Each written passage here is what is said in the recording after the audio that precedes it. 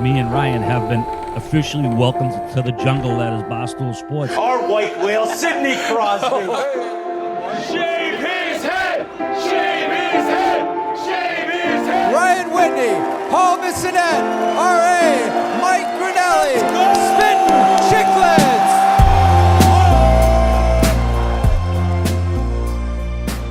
What is up, folks? Welcome to episode 528 of Spittin Chiclets, presented to you by Pink Whitney, New Amsterdam's own Pink Whitney. And we got a sandbagger coming out very soon, folks, very soon. And the Pink Whitney's always flowing in the sandbaggers. The birdie juice, that brings in the birdie buckets. Grab those big old buckets of 20 nips, pour some ice in there and enjoy yourself, just like we do on the sandbaggers.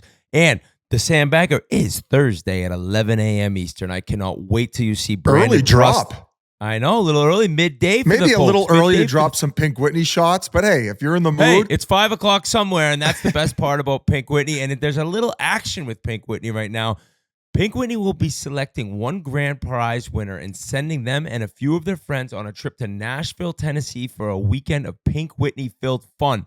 Pink Whitney will also be selecting 11 contest winners that will receive limited edition Pink Whitney Western merch. All they have to do is follow the prompts online. Sweepstakes and contests will be open now until December 15th. Go to pinkwhitney.com/Nashville to learn more. And Biz, what is going on, buddy? Buddy, what a speaking week of that we had. grand prize, normally it's all dudes in my Instagram DMs. I see a couple girls thinking, ooh, what do we got here? Hey, can you rig this Pink Whitney contest so I go with my girlfriends to Nashville? So I got girls reaching out to me to try to get them to slide in as the winner of the Pink Whitney contest. And I got girls saying, wait, that old guys, the Pink Whitney guys, so that the lives we live are so different, buddy. They're so, you got girls reaching out your DMs. I got Oilers fans asking me what the hell is going on in my DMs. So Yeah.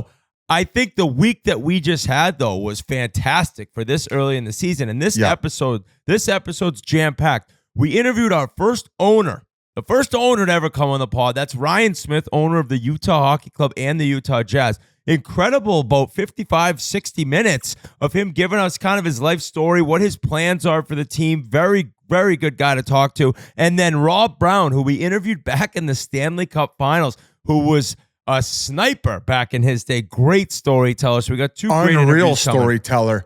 And it was so evergreen that, you know, we had so many banked up. We're like, we're going to drop this as a treat in the middle of the season. And, oh, man, getting to play with Mario Lemieux and bouncing around. And like you said, his delivery is incredible. And there's no wonder why he's doing media up north in Edmonton. And just a beauty, and we can't thank him enough for his time. And Ryan Smith announcing that it's going to be called the Yeti on our podcast. Like, I mean, that is just incredible, isn't it, Whit? That's big time. I was figuring he was going to, come on the show to make some huge announcement. So Yeti it is, folks. And when you listen to the interview, you'll know that Biz just basically bullied him into it. So I think you could start ordering merch now if you want to. And I think that Ryan Smith joining the show shows a lot here. I mean, next thing you know, do we have Jeremy Jacobs coming on, sitting here with us? Do we have, right? Are we an owner's podcast now? I think we could get Jerry Jones, although he might bully us if we say the wrong thing. Did you see that clip that ended up going viral? Yeah. Of when like he's like, I'll local, get rid of you too. Ask people to ask the questions a little different than you. Just a cutthroat owner. But over the course of the interview, I compared him to Mark Cuban because I think for the first time in a long time, I asked the question to people before the pod, like, who was like the first hockey owner who was like kind of out there and would do media hits and was basically the main face of the organization more so than any player was. And people were saying the old owner of the LA Kings when Wayne ended up getting picked up. I guess that's the only other comparison. Like hockey, maybe Ted Leonis to a bit of a degree, but definitely not to this extent, and one that kind of attracts that younger audience as well. So it's a cool thing for the league. And like you said, 45 minutes with him was a treat, and learned a lot about him and what his plans are for the Utah Hockey Club moving forward.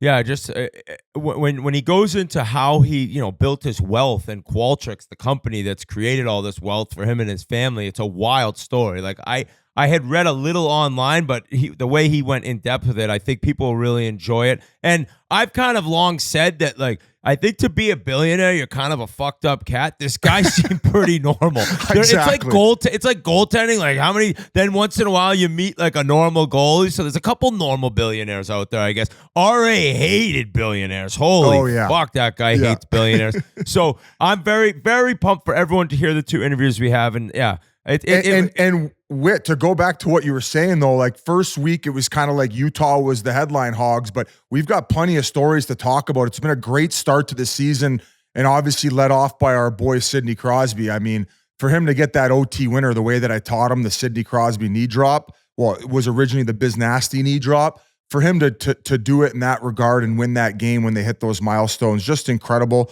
along with everything else going around the league. So I'll throw it over to you, buddy, unless you got any funny Squanto stories you want to kick us off with.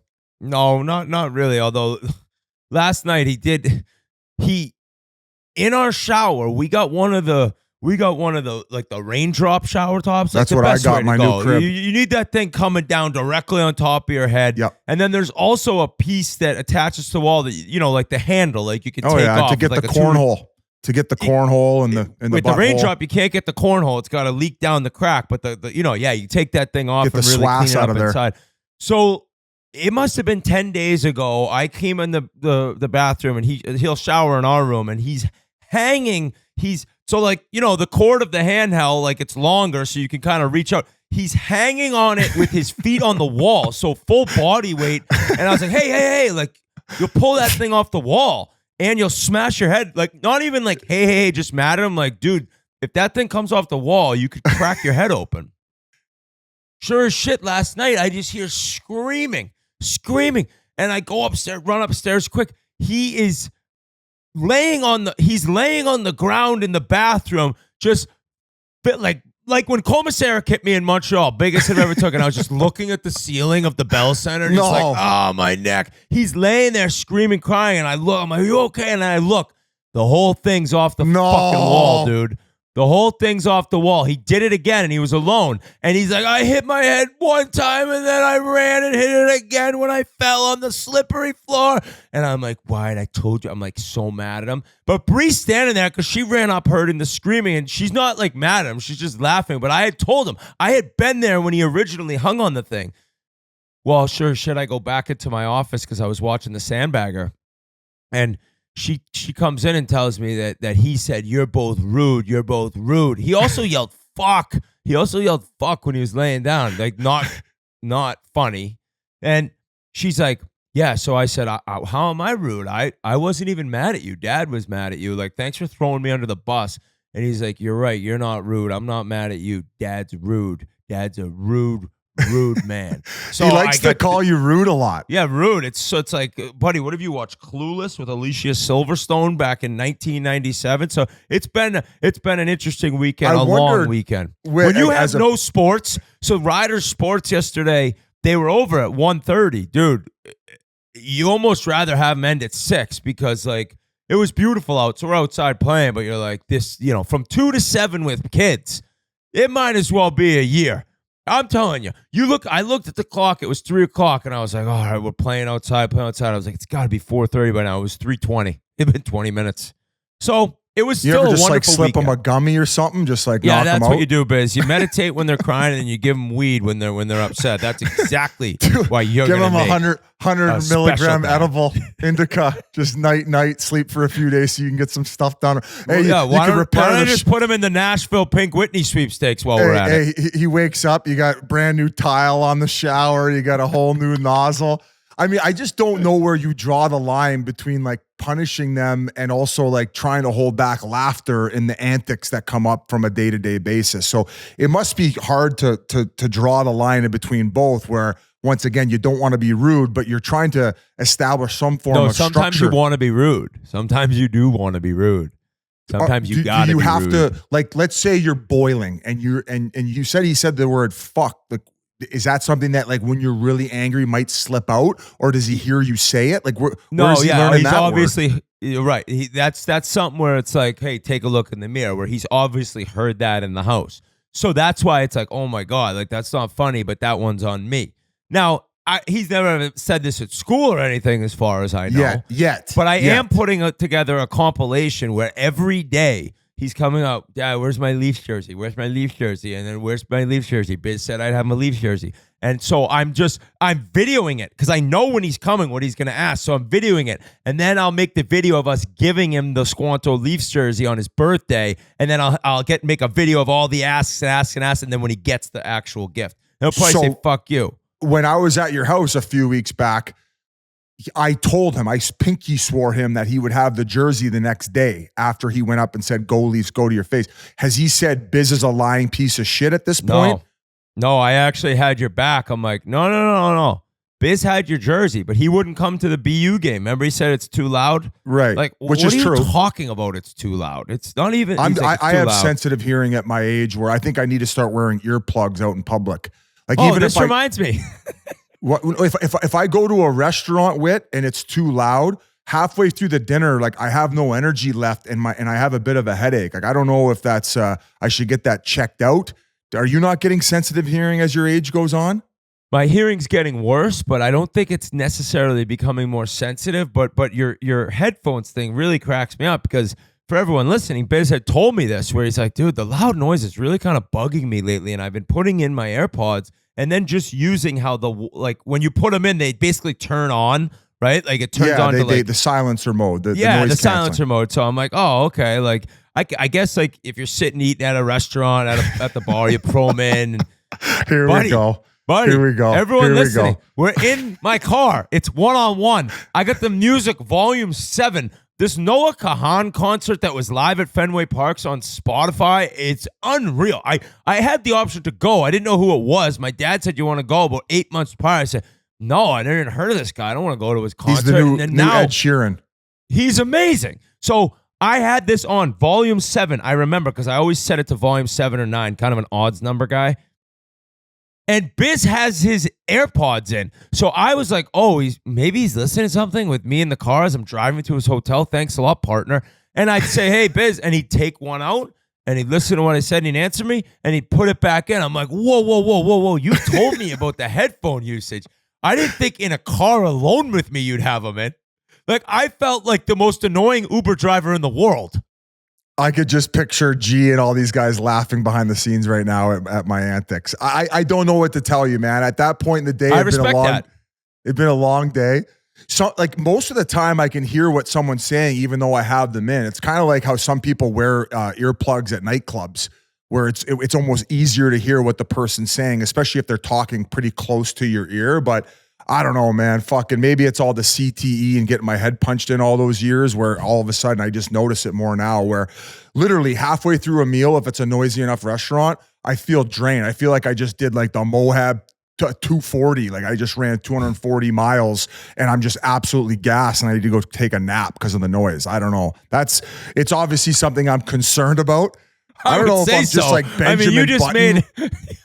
You just made it sound like a nice dinner in NYC with a bunch of friends, like it's going to Nam in 1968. Like, this guy needs therapy from a dinner with friends because there's some sick music that he probably invested in the band that's just bugging him, driving him crazy. I'm gonna start wearing. I see Wyatt walking right now in front of my house. He's throwing a tantrum. He just slammed the car down. What's he pissed about? God bless her. I don't know. Who knows? Maybe could we get an update at the end of the pod? I mean, we got to obviously hop into hockey here, but I think I'm going to start wearing earmuffs. I'll just wear like fancy, maybe like we'll make some Spittin Chiclets earmuffs that I can. You do remind me of Warren from something about Mary. I'll put a dog cone around my head. Oh my God! Have you seen my baseball? Have you seen my baseball? Well, I guess with all that, Officer Doofy reporting for duty, sir. I think we should probably hop into hockey right about now, eh?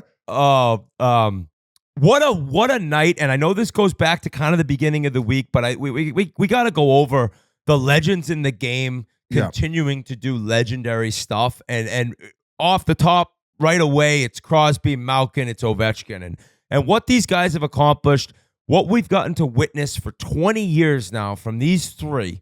And in particular, in Pittsburgh, in an amazing come-from-behind win against the Buffalo Sabres. And we'll get into the Penguins in a minute here, but more about Malkin getting his 500th goal, coming out of the gates like a rocket ship this season.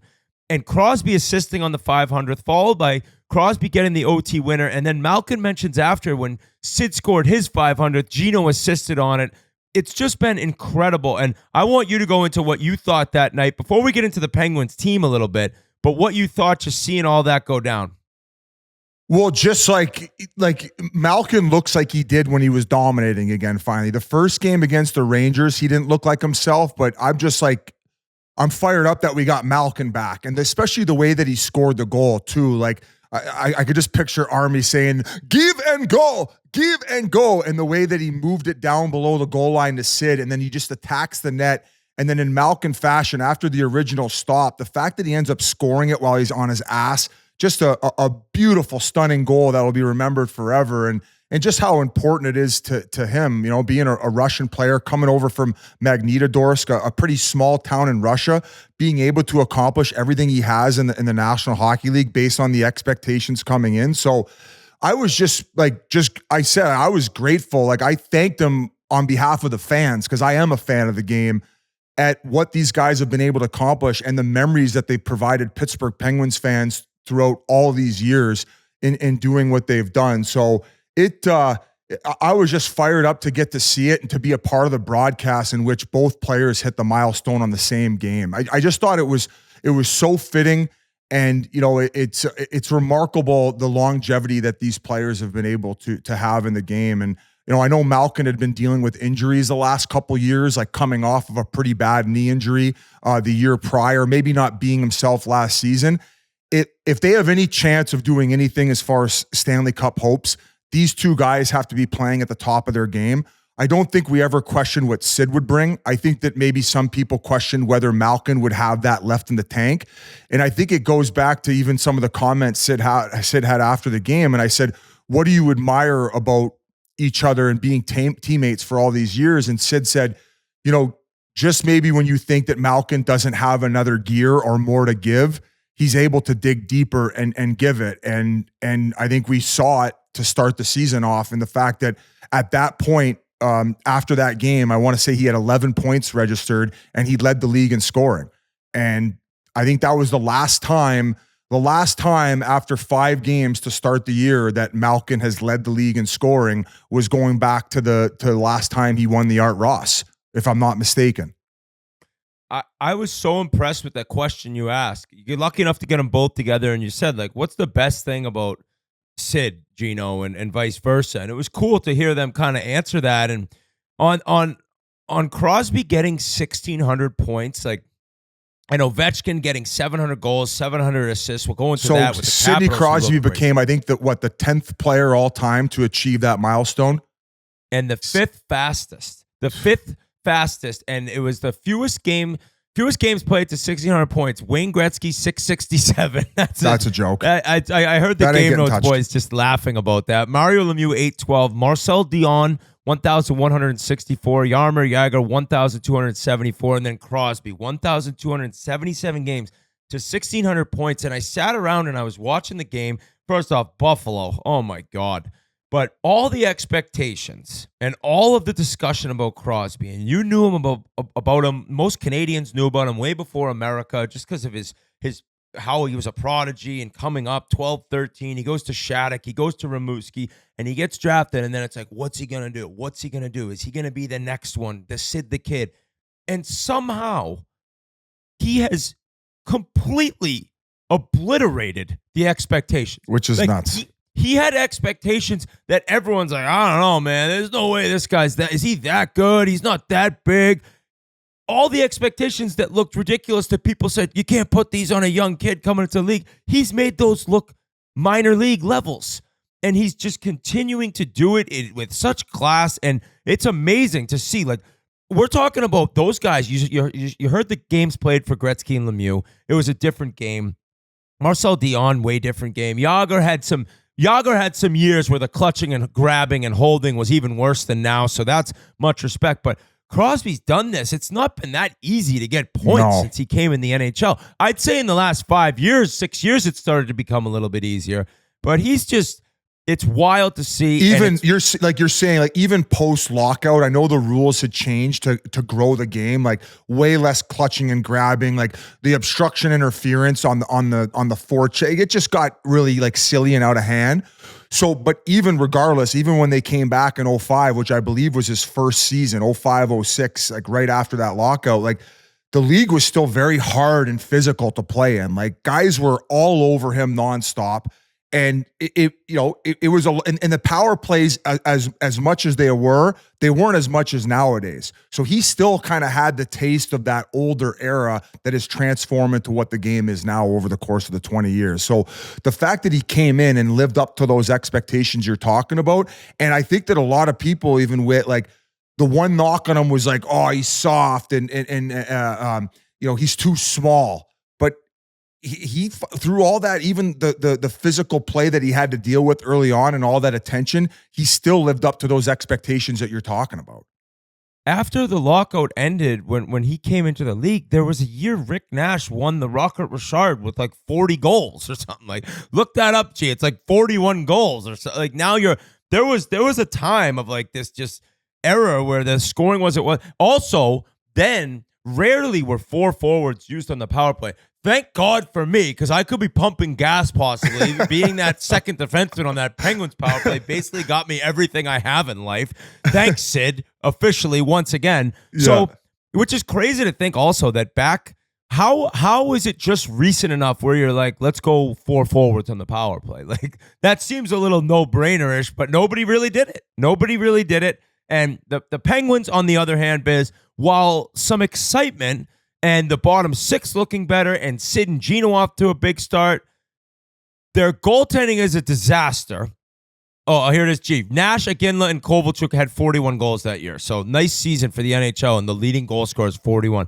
But the Penguins, Tristan Jarry wasn't even in the lineup last game, Biz. He was a healthy scratch as a goalie. His numbers are horrible. Mike Sullivan's made it clear we're going with whoever gives us the best chance to win.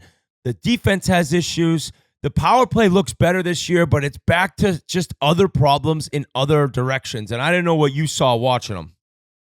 Yeah, I guess so I watched them the first game of the season, and then I've watched 2 games since. And we'll go back to more Malkin and Crosby stuff. And like the fact that they're providing what they're providing now, and Sid did what he did last year, and they didn't make playoffs. I just look at like Letang and Carlson, and mind you guys, like this is probably the worst part of the job, is being like critical of guys. These guys are going to be Hall of Famers. I would assume both of them. They're both handsome as shit. They both have unbelievable salad, bring an offensive dynamic to the game, or at least in the past that has been essentially second to none, especially Carlson. I want to say Carlson has 2 Norris trophies, but I just look at the way that those two in particular are playing defensively, and maybe the what they're opening up as far as defensive play based on how they play the game. And I think that unless they consider making fundamental changes to the way that they approach the game and the way that they like to, I want to call it riverboat gambling, but they kind of just they're play. Just out there, dude, like not grinding. Not grinding, and I'm not talking about being on the goal for a minus where, hey, you're out there and there's a little bit of a breakdown and maybe it's not even your fault. Like we're talking about like single-handedly costing them their team goals. Like the game against Buffalo, like I want to say like Letang was responsible for 2, if not 3 breakaways against.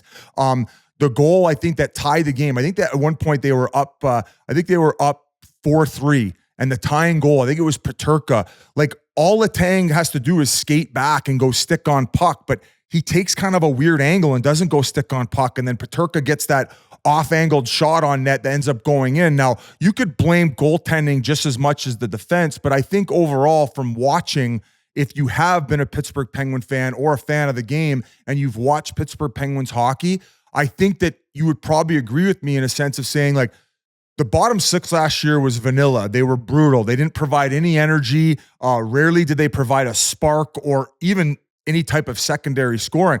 I feel like with Achari being finally settled in. I mean, Hazy's got 3 goals for fuck's sakes. And I think that they are providing that energy along with the power play. I think right now is 15th in the league. It looks a lot better than at least it did at the beginning of last season, if not overall, where it finished 30th.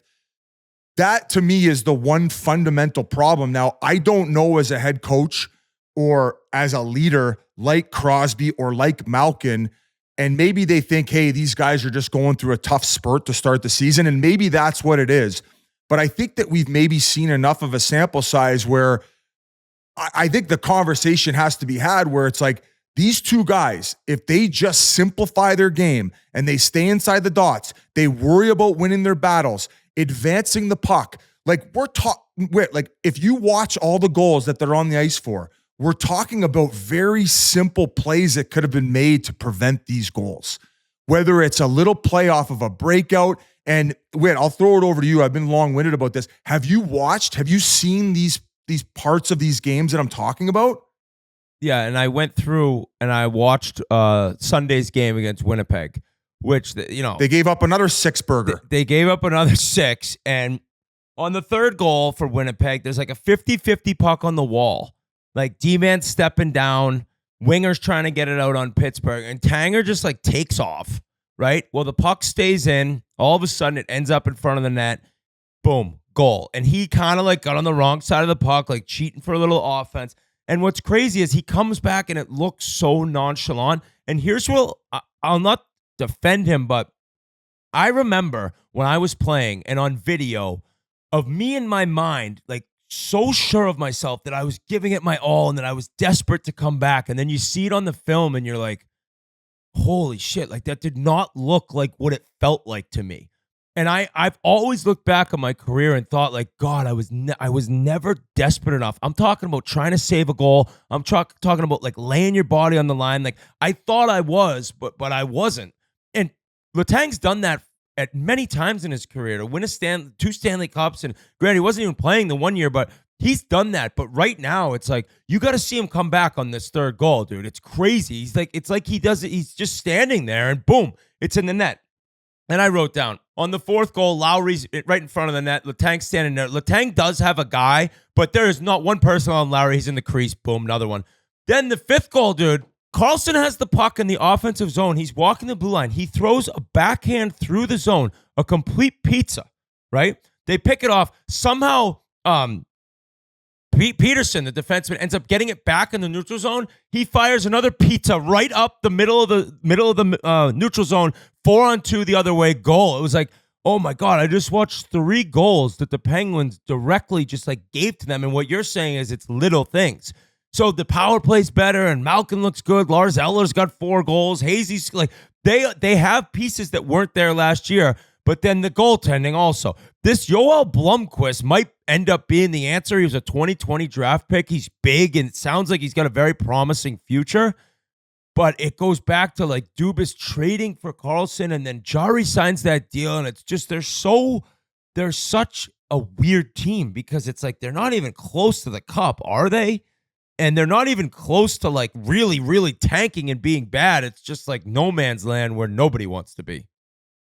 Yeah, and like I said, man, the both of those guys have more skill in their pinky toe than I ever did at the highlights of my career. So, but it's just like right now, it's been what 5-6 games for them where I've personally seen enough where if they have any chance of making the postseason, those are the things that need to be addressed. And if the other D man and Pedersen or Peterson, however you pronounce his last name, I don't think he's been that good either. It just seems like Karlsson, Letang are the 2 guys that you look up to back there. Those are the future Hall of Famers, the guys who have won the hardware. So if they're kind of setting the precedent and not really sure what's being said by coaches and or the other leaders as to like, yo, we need you actually playing defense and digging in a little bit here, because if we get behind the 8 ball early, we're the type of team that's going to be trying to grind to get a wild card spot later in the season. And these are the points that are going to end up coming back to kick us in the ass. And I also don't want this conversation to overshadow or over highlight the fact that Sidney Crosby accomplished the 1,600 points, becomes the 10th overall player to do it, the 5th fastest. I know it's recency bias, but and it's hard to take off these founding fathers who paved the way for the National Hockey League, and also these other players that had stats coming out their yin yangs, and they also had the longevity and had kind of done things that we'd never seen before, like Bobby Orr. But you strongly have to consider, if Crosby continues this for another 2 seasons and he gets to that 1,800 point mark with missing the time that he's missed over the part of his career when he was dealing with those concussions, where we thought he might not even ever come back and play again, you have to consider him a Mount Rushmore guy. You have to consider Malkin to be potentially between him and Ovi, the greatest Russian players to ever play the game. Like, are we talking about this right now? Like, would you say that Malkin and Ovechkin are the 2 of the best 3 Russian players to ever play the game? The fact that Malkin got left off the top 100 player list is even more mind-boggling. We're going now. back to that list. Like, sometimes they do it for conversation reasons, like we're having right now, but we're talking about 2 of the 3 greatest Russians of all time. Yeah. I couldn't agree more with you, and that kind of leads to Ovi in Washington, and something might be brewing there. They had a great offseason. Oh, and quickly, we'll get into them later after one of the interviews. We have the Jets marked down. I was wrong again. Wrong again. So Winnipeg fans, stay tuned. We will talk about your wagon of a team, the last remaining unbeaten the regular team season champions. Right? Yeah, they are. Are they regular season? Are they? They should get the banner, they break but they look awesome. Before we go any further, I want to talk to the guests about body armor. Guys, I'm huge on hydration. I usually crush probably 2 gallons of water a day, and they send this body armor to my house. It is incredible. I drink the one with alkaline. It provides real hydration with electrolytes for taste. Like I said, it's awesome for road trips. I bring it on the road. It's got the wide mouth nozzle. Whit's always talking about that. Even when you're done with the water, you can eat sunflower seeds. It's easy to spit in it. But more importantly, guys, the water is great. They also have the zero sugar if you want a little bit more taste in your water, and the flash IVs. Like after a long weekend, if you're the helmet's feeling a little tight, that it can't hurt, and we can't get enough body armor. The sport water, in my opinion, is the best water on the market. You can actually head over to your local 7-Eleven and get your body armor sport water today. It's at every gas station. I just did the full drive from Vancouver to Arizona, and I was crushing these the whole way. And these Alex Morgan ones are pretty cool. I think she just retired, didn't she? Congratulations to Alex Morgan, and pick up your body armor water today. But over to Washington, I think that the summer they had and bringing Chychrun in and making a decision where, like, we're not going to ride this out as the Ovechkin goal chase few years. We're going to try to make this team good, quick on the fly. We're going to try to rebuild quickly and at least give ourselves another chance. The fact they made the playoffs last year was a joke. I don't think anyone gave them a chance against the Rangers. They didn't win a game. They are who we thought they were. They are a way better team this year. They look really good out of the gate. Tom Wilson now is being discussed as a member of the Four Nations team for Team Canada, which I Let's totally go. get. I mean, put some of those fucking sizzly D-men right through the end wall back there. That's what I'm saying. Yeah, I don't need to see that as an American. He'll get suspended possibly, though. Kobe Armstrong said it. This is Tom Wilson's team now, boys. This is Tom Wilson's team. So Dylan Strom's been off to a great start, and they have this first line of Strome, Ovechkin, and this, I think it's Alexei Protas. I don't know if I'm saying his name correctly. He's enormous, 6'6", Belarusian. He's only 23 years old. He's got 3 points in 4 games. He was a third-round pick in 2019, but he's 6'6". It says 225. He's got to be 240. He's a monster. And it seems like even last year, if you remember the video of Spencer Carberry in the room, I believe they might have been celebrating Carlson's 1,000th game. It was a milestone night, and you saw the way he talked to the team, and he just kind of, he had that vibe, that aura around him of a leader and somebody who the team respected and the team listened to. And it seems like now, with what they did over the summer, they're in a good spot to not only get in the playoffs possibly again, but actually maybe make a little noise. Ovi's got 1 goal so far. He's 41 away from tying. I don't know if it's tying or beating Gretzky. Can you look that up, G? But it just seems different. Whereas last year, they got in the playoffs with one of the worst goal differentials to ever do it. And now it's like, all right, like this team has improved so much on D. And I think you've seen Chikrin enough to know that he would have helped the way he has so far, that they seem a little bit more real this go around, even though it's early. And no, you're bang on, Whit. And like, obviously right now the focus of this team is the Ovechkin goal chase. Like this is I think this is gonna be world news. The fact that anybody could sniff Wayne Gretzky's record is crazy, and it's eventually gonna be broken.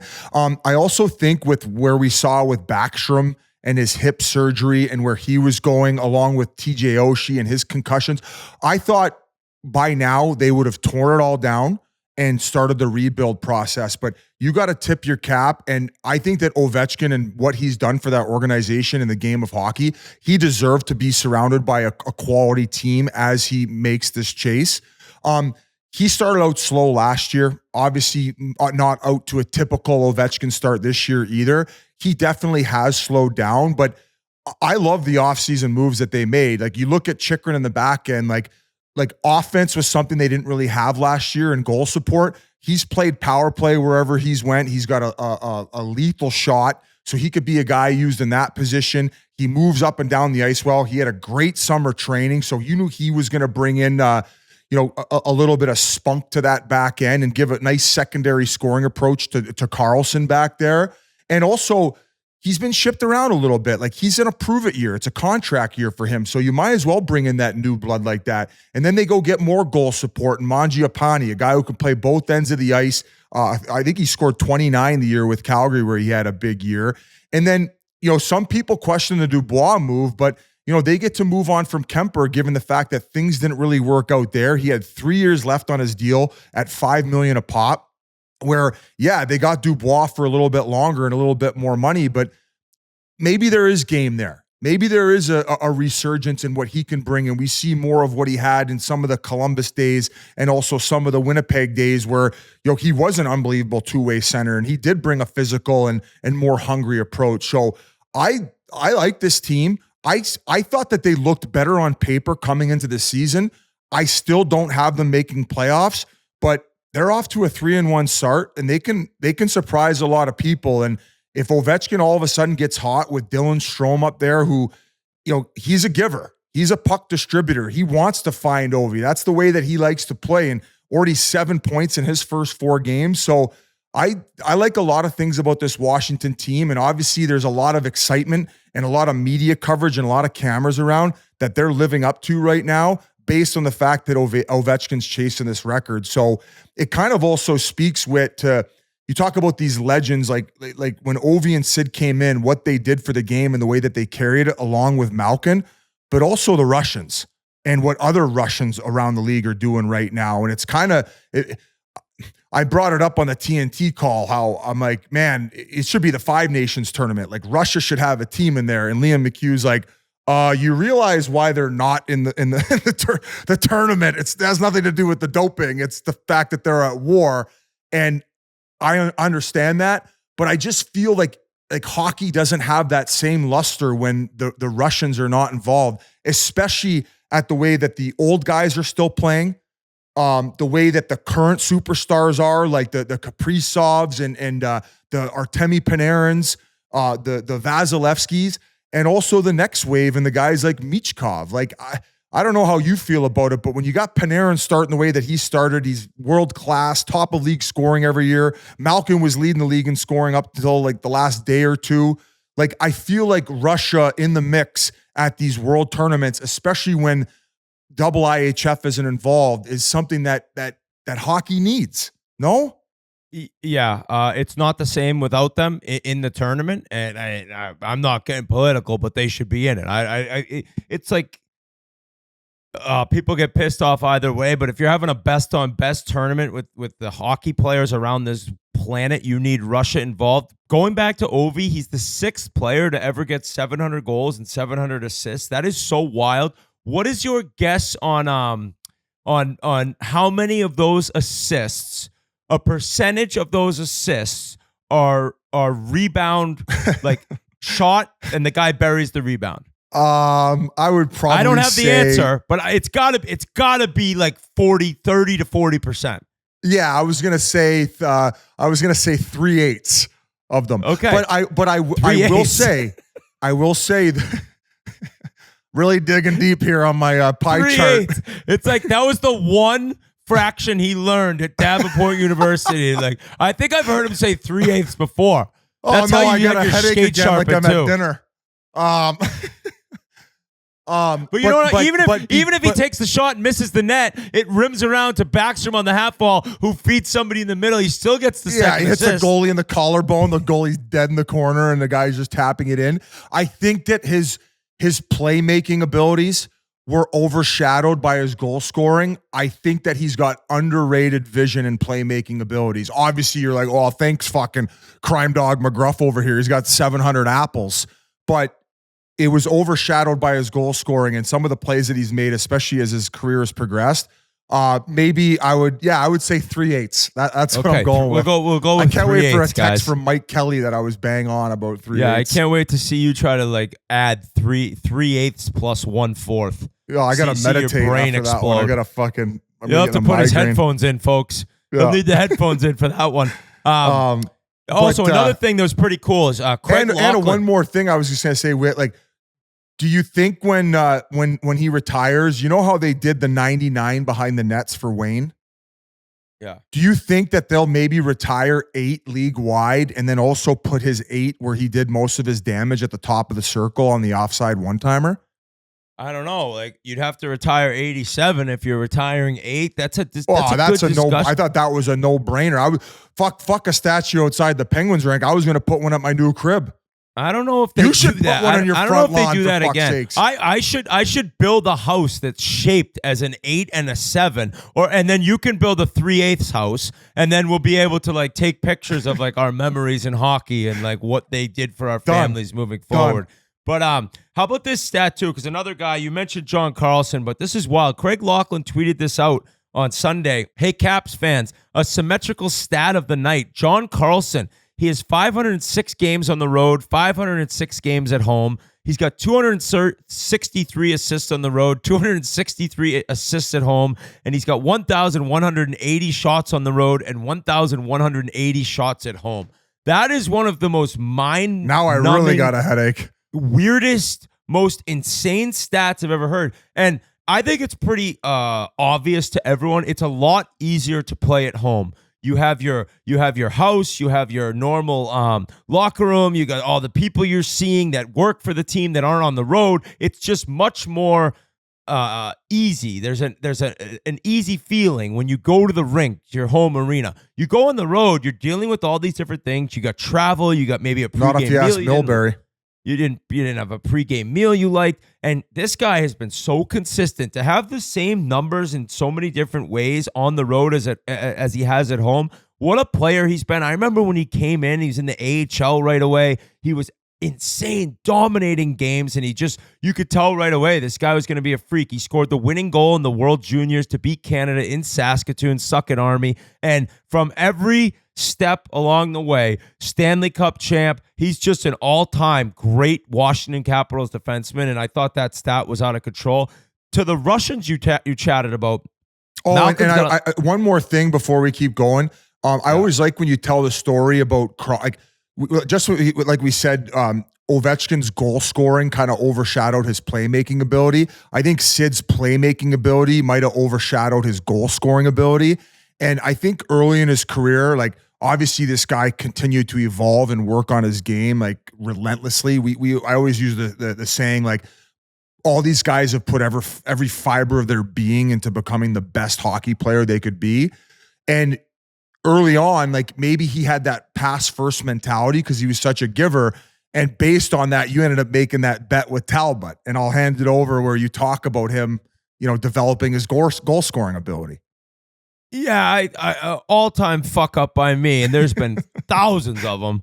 But he had like the 2-piece stick then too. Yeah. He had all the like different blades he'd have to get sent. He'd be chucking them in the trash, and he just was such a sick passer. I was like, he'll never get 50, and He's done it one time right after he found out I made the bet. So I think that pretty much speaks to that was probably like he's like, all right, Whitney says I can't get 50. That fucking plug who's been in Anaheim, Edmonton, Florida, Russia, and Sweden since I dished him the puck. Yeah, I'll grab 50, that pigeon. So he's just it's incredible. And Ovechkin, the way that he has played, I had to have said to people 15 years ago, how long is this guy going to survive? He's killing people. He plays so physical. I don't know how long he's going to be able to play. Well, he has 700 and 700 now and is going to become the greatest goal scorer in the history of the game. So, but with the other Russians you brought up, yeah, and the best on best, Malkin 11 points at 7 games. Ovi's got 4 points at 4 games. Kucherov came out buzzing again. He's got 6 goals, 9 points in 4 games.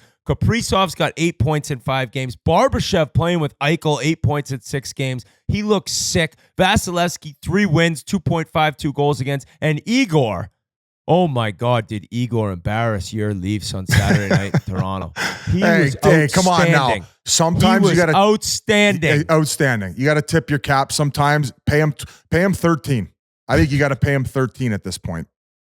I mean, Sorokin, too, who last year it was a big struggle. Varlamov takes the job. Patrick Waugh has some things to say. Sorokin then starts the year with a possible back injury. Confusing news coming out of Long Island. He's got a .953 save percentage and a 1.48 goals against. Only 2 games played, but if Sorokin gets back to that Vezina Sorokin, that could be actually what gets the Islanders into the playoffs. That was he's been in net. He's looked great. And final thing on the Capitals, I know we're hopping all over the place in this division, but the Caps end up beating Dallas and Jersey back-to-back. That's 2 big-time wins. Dallas looks so good earlier in the year and so far this year, and New Jersey's one of the top teams in the league. So it's been amazing. And the Russian thing, I would have to think that they're in the Olympics. Like, if you're going to do the 4 nations, whatever, it makes sense. So that's the reason I put it in the outline, because I get all the things going on overseas, and that's a very serious topic. Some of the blood doping and the cheating is part of the reason I think that they were was that part of the reason or the reason that they were banned from the Olympics at one point, or maybe it switched over. But there's been some reasons to keep them out, obviously. But between Ovi and Malkin, it would probably be their last opportunity to play at the Olympics representing Russia, and to not be able to see that best on best, I really think that just it wouldn't have that same feel. And to keep snapping around to the rest of them, like, say what you want about Panarin when the going gets tough, come deeper in playoffs. Like, I know his points per game are pretty solid, and maybe some people weren't impressed with the way that he showed up against Florida when the going got tough, but there's a reason why their power play was 3rd overall last year. This guy who got 120 points last year. He continues to crack the code, make unbelievable plays night in, night out. He can score, he can dish. He's so fun to watch. I mean, Kucherov, talking about cracking the code, he got 7 goals already? You have to start talking about the fact that might be the best deal in the NHL. He's a one-man fucking power play out there. The way he's able to pull the puck off the half wall, the way he's able to create, he's a fucking assassin out there, man. Year in, year out, what he's doing. He'll be in the MVP conversation again. He's only making... I think he's making under 10 million, isn't he? Isn't he making 9.5? That's fucking crazy. You got Kaprizov doing what he's doing in Minnesota. I would consider maybe last year off to a slow start. We talked to Billy G about the fact that he was getting hooked, held, and grabbed and wasn't getting the calls. Well, that doesn't seem to be affecting him early on. I just think overall it's just great to see, like, Vazzy looks like himself again, especially in the early going. Like, I just think that the Russians have a presence right now to start the season off, and it had to be mentioned, along with the fact that I hope that they figure things out and Russia's going to be able to be represented at the Olympics, because I think it would be a shame if we don't get to see Ovi and Malkin play on an international competition against the best of Canada and that US has to offer, especially with this young crop. But man, like, Michkov is the talk of Philly right now. That's all anybody wants to talk about. He's like the great white hope, so to speak. He's fucking. I love you. He's bigger than Rocky. Me saying, I love you chirping on Twitter that, like, I'm dogging his skating when you agreed with me. Also, the clip you show is him not even skating, scoring. It was a good goal. I don't understand how the goal was allowed, considering earlier in the night in Tampa there was a goal by Asamon, I believe, that was the exact same thing. But I'm not even gonna get into that. But you talking about Michkov and me saying he's a bad skater as he scores a goal standing on the goal line. Interesting troll by you, but I'll accept it. I will accept it. I'm just trying to direct all the online hate towards you. I don't care. Bring all the Philly hate. I hate Philly. I don't want two teams to do good. Toronto and Philly. And I love Jonesy, which makes it sucks because I love Jonesy. There's two teams. And Briere. There's two teams. And I love Torts. Briere too. There's two teams I don't want to win ever. Philly and Toronto. Okay? So I don't care if these fans come at me. Big deal. Michkov could be a great player. All I'm saying is when you watch him skate, it is not similar to elite level skaters flying up the ice. He may be a 90-point guy for the next 15 years. I'm saying he's got a little bit of a choppy stride. Relax, Philly. Sounds like and seems like you have a very special player on your hands. But I don't like you, and I've never liked you. Philly trash till the day I die. Quickly back to the Rangers. I want to ask and one Philly thing. stinks this year. What? I want to ask you one thing. I want to make a bet, and it has to do with Michkov overall points. Maybe goals, assists. We could figure it out. But if he ends up hitting the over, we have to get Torts to get the bag skate you. That would be an unbelievable side bet where maybe it's a team bet. Maybe if they're able to squeak in a wild card and make playoffs, which is, I think there's better chance of a snowball lasting in hell at this point, given the fact that they have no center iceman. They don't have a first line center. They don't got a second line center. Maybe they got a third line center. They're on an island right now. But if they make the playoffs, we should get to see Torts bag skate you for an hour with those weak ass ankles based on everything you just said about the city of Philadelphia. Their fans are going to make me hate Michkov because I just said he's a little choppy of a skater. And now they're like, he could score a goal on a wraparound. And they're like, what do you say about that now? Okay. Now he's at the top of the crease. He deflects it in. Oh, yeah. How about that stride? Bit quickly, Rangers, though, and Panarin. I think Panarin's in the sixth of a seven-year contract he signed with the Rangers. 11.6 is his AAV. It might be one of the all-time best free agent signings. Like what he's done since he's been there every single year. And Rangers haters like Pasha on this thing. Well, like, it used to be Hyman, but he's got no points now, so it can't be him. I'm not worried about the Oilers. Don't try to get in my head right. No, I'm not. I'm not at all. I wasn't even. But I just mentioned don't try to Hyman. change the subject. Let me fucking talk. Panarin is a freak. He's a freak of nature. He's so fun to watch. And every single year now, 90 to 105 points. Lock it up. Artemi Panarin, superstar, amazing contract. Kucherov's 9.5 AAV. You're right. He was already there. So I'm looking at Panarin the way people say Zdeno Chara is one of the best UFA signings of all time. He had come from a different club. I'm sorry for interrupting you and trolling you there. Thank I you. do that. Don't try to dog the Oilers. I have to be a little self-aware. Sometimes I get a little excited and I cut in a little too much. My apologies. That's okay. Guys. So do I. And before we send it over to Rob Brown, great interview. I do want to talk about the pregame ceremony that Columbus had before they played the Florida Panthers this past week in honoring Johnny and Matthew Gaudreau. And what an incredible night to see Florida get off the bus with the purple Gatorade and the Skittles, as Matthew Tkachuk had mentioned that's what Johnny loved. And I think he had written the team to do that. And then, I mean, that opening puck drop, and it turns out it's Sam Bennett on the right wing for Florida, and the left wing was left empty for 13 seconds to honor Johnny. And then Monahan scores that goal and points it at the Johnny Gaudreau banner. And it was like, I actually, leading up to the night, NHL Network, which had that game on their channel, had been showing commercials for the game and what would be a memorable ceremony prior to the puck drop. And it was hard even like watching the commercial. You still just can't believe he's not there. And then the way Columbus pulled that off, and Florida being there, and Sam Bennett having been so close with him in Calgary, I don't know what you thought, but I think it was an incredible way for Columbus to start their home season and honor the Gaudreau family. Yeah, and just like Meredith, like she's a rock star, man. Like you could tell how much the video tributes mean to her to reflect on her husband. And it's been such a brutal situation, but I think that the hockey community has really really galvanized and help make it easier, if that's even possible based on their situation, and just an unbelievable send off for Johnny. And it doesn't end now. Like his legacy is going to live on, and everything that he contributed to the hockey community and everything off the ice as well. And obviously hard to relive it, but just an exceptional job by the Columbus Blue Jackets and Florida Panthers to put all that night together. And there was not a lot of dry eyes in the building, but just an incredible tribute. Yeah, and just seeing Monahan get that goal, that was so fitting.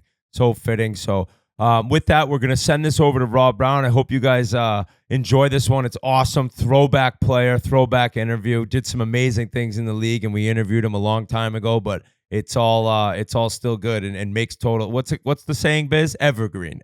So enjoy Rob Brown right now. Whit, before we go any further, I need to talk to these guys about DraftKings, the quest for the Stanley Cup. It all starts now. The puck's dropping on the 24-25 season. Get in on all the action at DraftKings Sportsbook, an official sports betting partner of the National Hockey League. It's super easy for first-timers to get started. Try betting on something simple like picking a team to win. Go to DraftKings Sportsbook app, select your team, and place your first bet. And if you're new to DraftKings, listen up. New customer bet $5 to get $200 in bonus bets instantly. Download the DraftKings Sportsbook app now and use code Chiclets. That's code Chiclets for new customers to get $200 in bonus bets when you bet just $5. Only on DraftKings. Folks, the crown is yours. All right, it's time for our next guest. This right wing was taken by Pittsburgh in the 4th round of the 1986 NHL draft before setting WHL records for assists and points in a season. He then made the team as a 19-year-old and was the starting right wing at the NHL All-Star game in his second year in the league. He made stops in Hartford, Chicago, Dallas, and LA before returning to Pittsburgh. Totaled 597 regular season and playoff games. It's a pleasure to welcome to the Spittin Chiclets podcast, downtown Rob Brown. How's it going? Wow, what an intro there. Holy hell. We're in Edmonton and RA's buzzing, boys. Oh, yeah. Thanks for joining us. That was pretty good. I mean, almost like I wrote it for you. I saw you hand him something. We get Venmo later. We got it. Welcome to the show, brother. Well, thank you very much. It's nice to be. It's funny. I'd never, ever seen a podcast in my life. I don't know how to do it. And I was driving to the lake one year, and my buddy said, well, just listen to the podcast. You got an 8-hour drive. And I'm like, I don't know how to get on. So he sent me a link, and it was you guys doing Charles Barkley. Oh, yeah. He became my favorite athlete afterwards. I'm like, oh my God, that guy is cool. But that was like my introduction to podcasts. So it was pretty cool. He's a legend. He was on the other night, I think game 2, and he just dropped a quick F-ball. Well, he said he was dropped. You got to liquor it up, boys. It's off the rails here. He's like, I don't have a job next year. Everyone's trying to hire him. But that's funny. That was the intro, considering this was all hockey. And then Biz has been lucky enough to work with so many people. He brought him on, and we've been able to have some non-hockey players on that people have enjoyed. So for your intro being Barkley, that's great. So how about out in Edmonton? Why you were originally an Ontario guy? I'm an Ontario guy. My father got a job out here, I think, in 80-81, and we've been here since. And when I retired, we have twins, and my little girl has autism. So my wife said, we got to go somewhere near family, move back home. And I've been here, retired now for about 20 years. And it's been awesome. Outside of the weather, it's been a great place to bring up the kids. Are you still involved in the game in any capacity? I am. I'm on the ice. I teach at 3 different sports academies. So I'm on the ice 10 times a week. We run hockey schools. Just did a street hockey tournament. If you come to our hockey schools, I don't teach back checking. I don't teach power skating, 2 things that I absolutely hated. But no, it's fun. I'm always involved with hockey. I've been doing the Oilers now for 18 years. You teach the selling, because I was watching your highlight tape before I came in, just to see where you're scoring your goals from. And man, you used to love that windmill. Is that where McDavid got it from? Well, yeah, he would have to use it a lot more. His shoulder gets sore. I did it. I continued to do it. And I think it was in St. Louis one year. It was right at the end of the year. And I did one. I scored a big goal. And then right afterwards, Paul McLean scored a big goal too. And he skated by my bench, our bench, and did the same thing back. And I'm like, okay, that's it. I'm not doing this. And then you retired. That's retired. I thought you would have retired after Hextall chased you down when you started it. It's funny. When Hextall chased me, Was that playoffs? It was a playoff game. What a clip that is. Well, it's funny because I scored the 8th and 9th goal in that game, playoff game. I scored to make it 8-2 and 9-2. The 8th goal 8-2 goal turned out to be the game winning goal. in a playoff game. They end up making, I think it was 10-7 with an empty net goal. But it's funny, after the 9th goal, everyone always asks me, why do you celebrate it? I'm like, I didn't even celebrate. I don't know why he chased me. Then last year, a buddy sent me the 8th goal. And I celebrated like I'd won the Stanley Cup. That's what he remembered, and he said, okay, if he scores again, I'm going to kill him. But I remember Dan Quinn coming to celebrate with me, and I could see over his shoulder, Hextall stick over his shoulder. I'm like, I can't beat many people in a race, and I barely beat the goalie, but there's no way he was going to get to me. Then there was a documentary or something done on it, and Rick Tocchet was being interviewed, and he said on the way over, on the bus, Hextall said, if Brown scores on me tonight, I'm going to kill him. And he was close. I think he would have tomahawk chopped you, right? That was not going to be a fake. No. That was coming right at your ear. Well, he challenged me to fight 2 or 3 times earlier in the season. And I'm like, okay, A, you're going to beat me up. I know you're going to beat me up, which is embarrassing, losing to a goalie. Or B, if I get lucky, then the other 5 guys on the ice are going to beat me up. So this is a lose-lose situation. So I stayed as far away as I could. I'm not trying to chirp you. I was probably an infant when you were scoring all these goals. That's why I had to check out your highlight tape. Were you kind of like a Hyman type where you were just going to the net front? And why was he trying to kill you and had this vendetta? Were you one of those guys who was always in the net front, being a pain in the ass? I was always in front because I couldn't score from distance. So I always scored most of my goals from in front, but I was mouthy. And when I scored, I celebrated. Yeah, I made sure everyone knew that I scored on the other team, and I was in his face a lot. Everything that I got in my career, I deserved. Like the mouth. I mean, getting beat up. Like I got knocked out in Hockey Night in Canada. The Down Goes Brown. Yeah. Down goes Brown. I know. Like the guy became famous and gets a website. Like seriously, the Pittsburgh Penguins announcer said that 10 times a game because I was a terrible skater. So it's always Brown falls down again. And again goes Brown. Then Harkle took it over. Harkle down. But it's funny though. The one that I got knocked out, I played for Sutter, and I wasn't a Sutter player. So this game, I'm going to try and get more ice time. So I ran Wendell Clark. I don't think he noticed. A guy hit him and bounced off. I'm like, okay. He probably looked back. What was that? But then a big kerfuffle started in front of the Leafs bench. And everyone is pairing off and pushing and grabbing. And I could hear Pat Burns was the coach. And he's screaming, get Brown. And I'm looking, I'm like, who's coming? Yeah, I'm like, no, get Chelios, get Chelios. And all of a sudden, everyone had paired off, and the only guy left was Sylvain Lefebvre. And I don't think he was considered an NHL tough guy, but he was way tougher than me. And he's like 6'3", and he skated out to center and challenged me at center ice, Maple Leaf Gardens, Saturday night. I'm like, you got to be kidding. So I skated out there, and he started taking his helmet off. I'm like, I hate taking my helmet off. No. I know that with how this is going to go, I'm going to get knocked out. I don't want to get knocked out twice, once from the punch and once from the ice. So we fought, and I was throwing as well as he was, except his fists were 6 inches longer than mine. And I swear that I bounced right back up. My father said I was down for half an hour, but I think I bounced up. But afterwards, I go off the ice, and I'm sitting in the dressing room, and in the old Maple Leaf Gardens, there's a little TV, and I'm watching the fight. Michel Goulet, Gugu was in there. He was not playing that night. And I'm like, Gugu, it looks like he got me in the jaw. And he goes, well, Brownie, that's where all the blood's coming out of. So probably yes. So now I had to skate back across the ice to get stitches. And a whole Maple Leaf Garden just going crazy because they know where I'm going, blood all over me. So yeah, so some guy became famous because I got knocked out at center ice. You got a couple viral clips before that was even a thing. Yeah. So anyone that's ever come to my hockey school, I had almost 200 goals in my NHL career. No one knows that. They know that I got knocked out and I got chased by a goaltender. Hey, I got my head ripped off my body by Jackman in Calgary, and then I knocked over my goalie skating for a puck on an icing. So I'm basically right with you. I played the NHL. I swear to God, it wasn't all bad. And don't sell yourself short. We all know you had 49 goals for the Penguins, which I want to go back to the start of that. You were drafted in the 4th round, which I guess today would be the 3rd round, but it's still crazy because you had 173 points and 171 pins. It's like, what happened? How are you not a first rounder with those stat lines? Well, if you ever saw me skate, you'd know why. They were figuring even back then too. I was there was Brad Marsh was in the league, and he was never a great skater. I'm sure he could beat me in a race. So they knew at some point skating would catch up to me. But it's funny, my first ever training camp in Pittsburgh. Back then we didn't have social media. We didn't have all of the TSN Sportsnet, all these things. So you really didn't know a whole lot about people. But we practiced at a high school, and we would get dressed in the auditorium, and we walk across the grass to go to the rink. And I'm walking beside Mario Lemieux, and I'm like, hey, this is the superstar. I know that much about him. And we're walking full equipment, gloves, helmets, everything. All we're doing is carrying our sticks and our skates. And as we're walking down this grass, Mario pulls out a cigarette and starts smoking a cigarette on the way to the first day of training camp. And I'm like, I got to start smoking. 'Cause seriously, that's what it takes. That's what made it so cool, eh? This is the NHL. They smoke. None of these guys had smoked before. They're so good. Just trying to impress Mario. But then the next year I went back to training camp. We had a coach named Pierre Kramer, a French guy. And at the end of training camp, he calls me into this little room at the high school. He goes, Robbie, we like a lot you do. We think you good.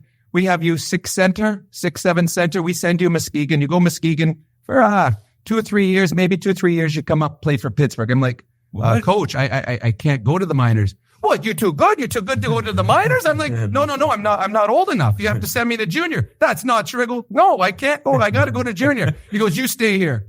He walks over, gets on the phone, and he talks for about a minute and a half in French. And he comes back, Robbie, welcome to the Penguins. You make the team. I'm like, no way. I'm pretty excited. You really wanted me badly, Pierre. I just went from 3 years to the minors to the NHL. That was pretty quick. Good phone call. I don't know who we talked to. That's still the same rule where the kids, like, you can't be 19. If you're a junior player, you got to go back to junior. Okay, so that helped you out a ton. Yes, it certainly did. And was that the year that you got 49? Or no, that was, I scored 24 in my rookie season. I got sent to Russia for the World Juniors. Went and played in the World Juniors, came back. And then the next year I had my big year. But it was funny, Pierre Kramer, same coach, second last game of the season. We needed to win the last 2 games to make the playoffs. We needed 4 points.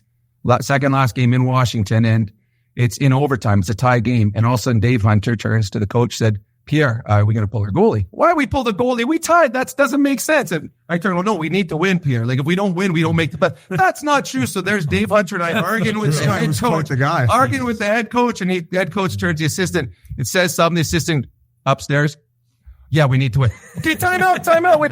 We pull goalie. And that's, so we ended up, and then he calls the timeout and Mario comes over. And for the entire 30 seconds, he spoke French to Mario.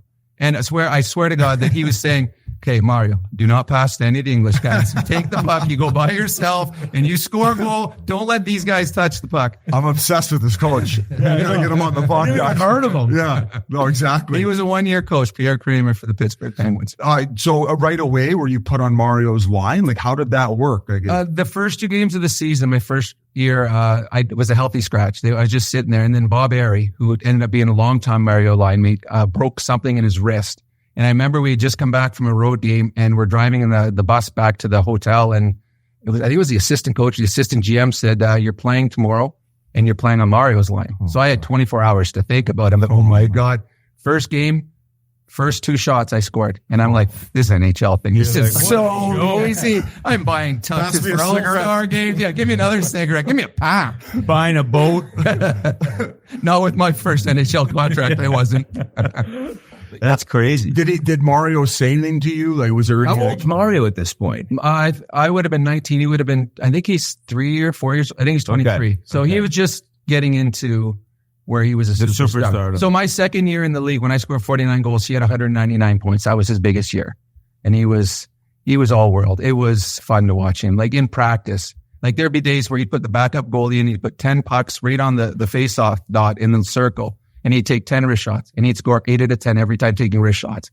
And I used to go to Frankie Pietrangelo and said, quit sucking up. Like, this is embarrassing. Like, come on. He goes, I have no idea. I think he's going over my glove, and he goes through my legs. I think he's going low, and he goes high. He goes, it was unbelievable. And he just casually take 10 wrist shots. He'd score 8 out of 10, then he'd just skied off the edge. That's one thing during training camp I noticed, where it didn't look like he was shooting hard, but the way it was come off his stick, I'd be like, how the fuck did he score that? Kind of like Solani. Solani, I always said, kind of had a muffin, but it was just the placement of it. Oh, the placement of it was perfect. And the goalie, like, he would place it, and the goalie'd have no idea. The goalie's thinking one way, and then all of a sudden they go another way. It's scary. The other day, I was at home, NHL Network had, what's the cool Oilers doc, Boys on the Bus? Yeah. So they were just following around. It's awesome if anyone's never seen it, but they show practice it.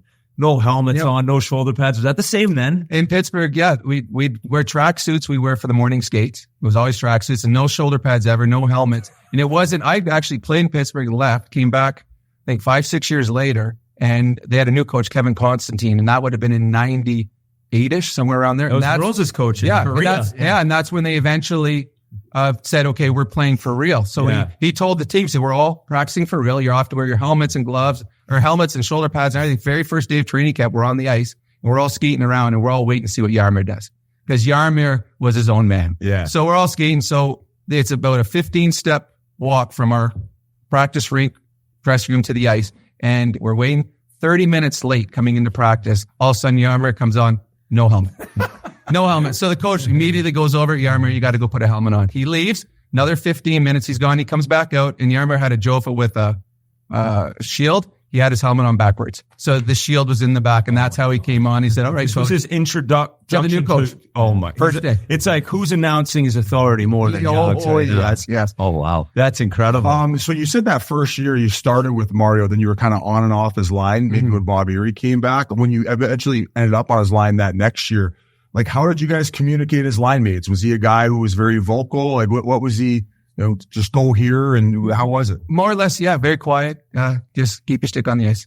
Just keep your stick on the ice. And the thing, I'll hit it. Yeah, he'll hit, and he did. And you couldn't give him a bad pass. I don't remember much of, because I'm old now. Vince gave him a bad pass at training camp, I'll tell you that. This whole bubble, the bubble where you play video games, it just like automatically goes on a stick. I was nowhere near that. So if coach had to blow down the drill, I had to restart it. Then that was pretty much the writing on the wall. You were on the same line as Mario? No, we were my first ever training camp, but I was the defenseman at the time. We were doing that drill where you go behind the net as a D, you give the left wing, right wing. Like the easiest drill of all time. Easiest drill, camera on the net. I'm smiling, head up. I got Mario. He stopped about 15 feet past his stick. He just was like, looked at the coach and he was like, So they restarted the drill. But going back to that, though, it was that easy. It was. Like, I remember there'd be throwing breakaway passes, and you could put it up by his hip, and he would just knock it out of the air and would never lose stride. To me, he was the greatest that ever played. I mean, he and Gretzky are right there. Gretzky made others better. Mario didn't need anyone. Obviously, I was there for a while. He didn't really need me, but he was that good, and best breakaway player in the history of the NHL. He never missed that little forehand, fake backhand. Never missed. He only had like 3 moves, but he would just say, okay, the goalie's doing this. And he never looked like he was moving. That was but no one ever caught him. And to me, he was actually better in practice because he would just do things that you wouldn't do in a hockey game. But he was a special player. Was he already struggling with back stuff then? I think it was my 3rd year that I was there. He was going for Gretzky's record for consecutive games with a point. Okay. Gretzky's record's 51 games, which is unbelievable. But I think Mario got into the 40s. From about 35 on, Mario couldn't do up his own skates. The trainer was doing his skates up and then undoing his skates between periods and stuff because he couldn't bend over. And he just kept playing through all of this and kept getting points. And it was a game in Buffalo. Halfway through the second period, he just stood up and skated off the ice. The pain was so bad. Wow. But that's how good he was, even with all the pain that he had. My dad says it was from carrying me all those years that he hurt his back. Actually, you brought up your dad right before we started. He said he got a job at Edmonton in 80, 81. And it turned out he's the winningest GM in the history of the CHL. Yeah, for the Canadian Hockey League. So the Western Hockey League, he was in Kamloops for, I think, 10 years. They won 3 Memorial Cups. So he got you into hockey, obviously. I was your guy.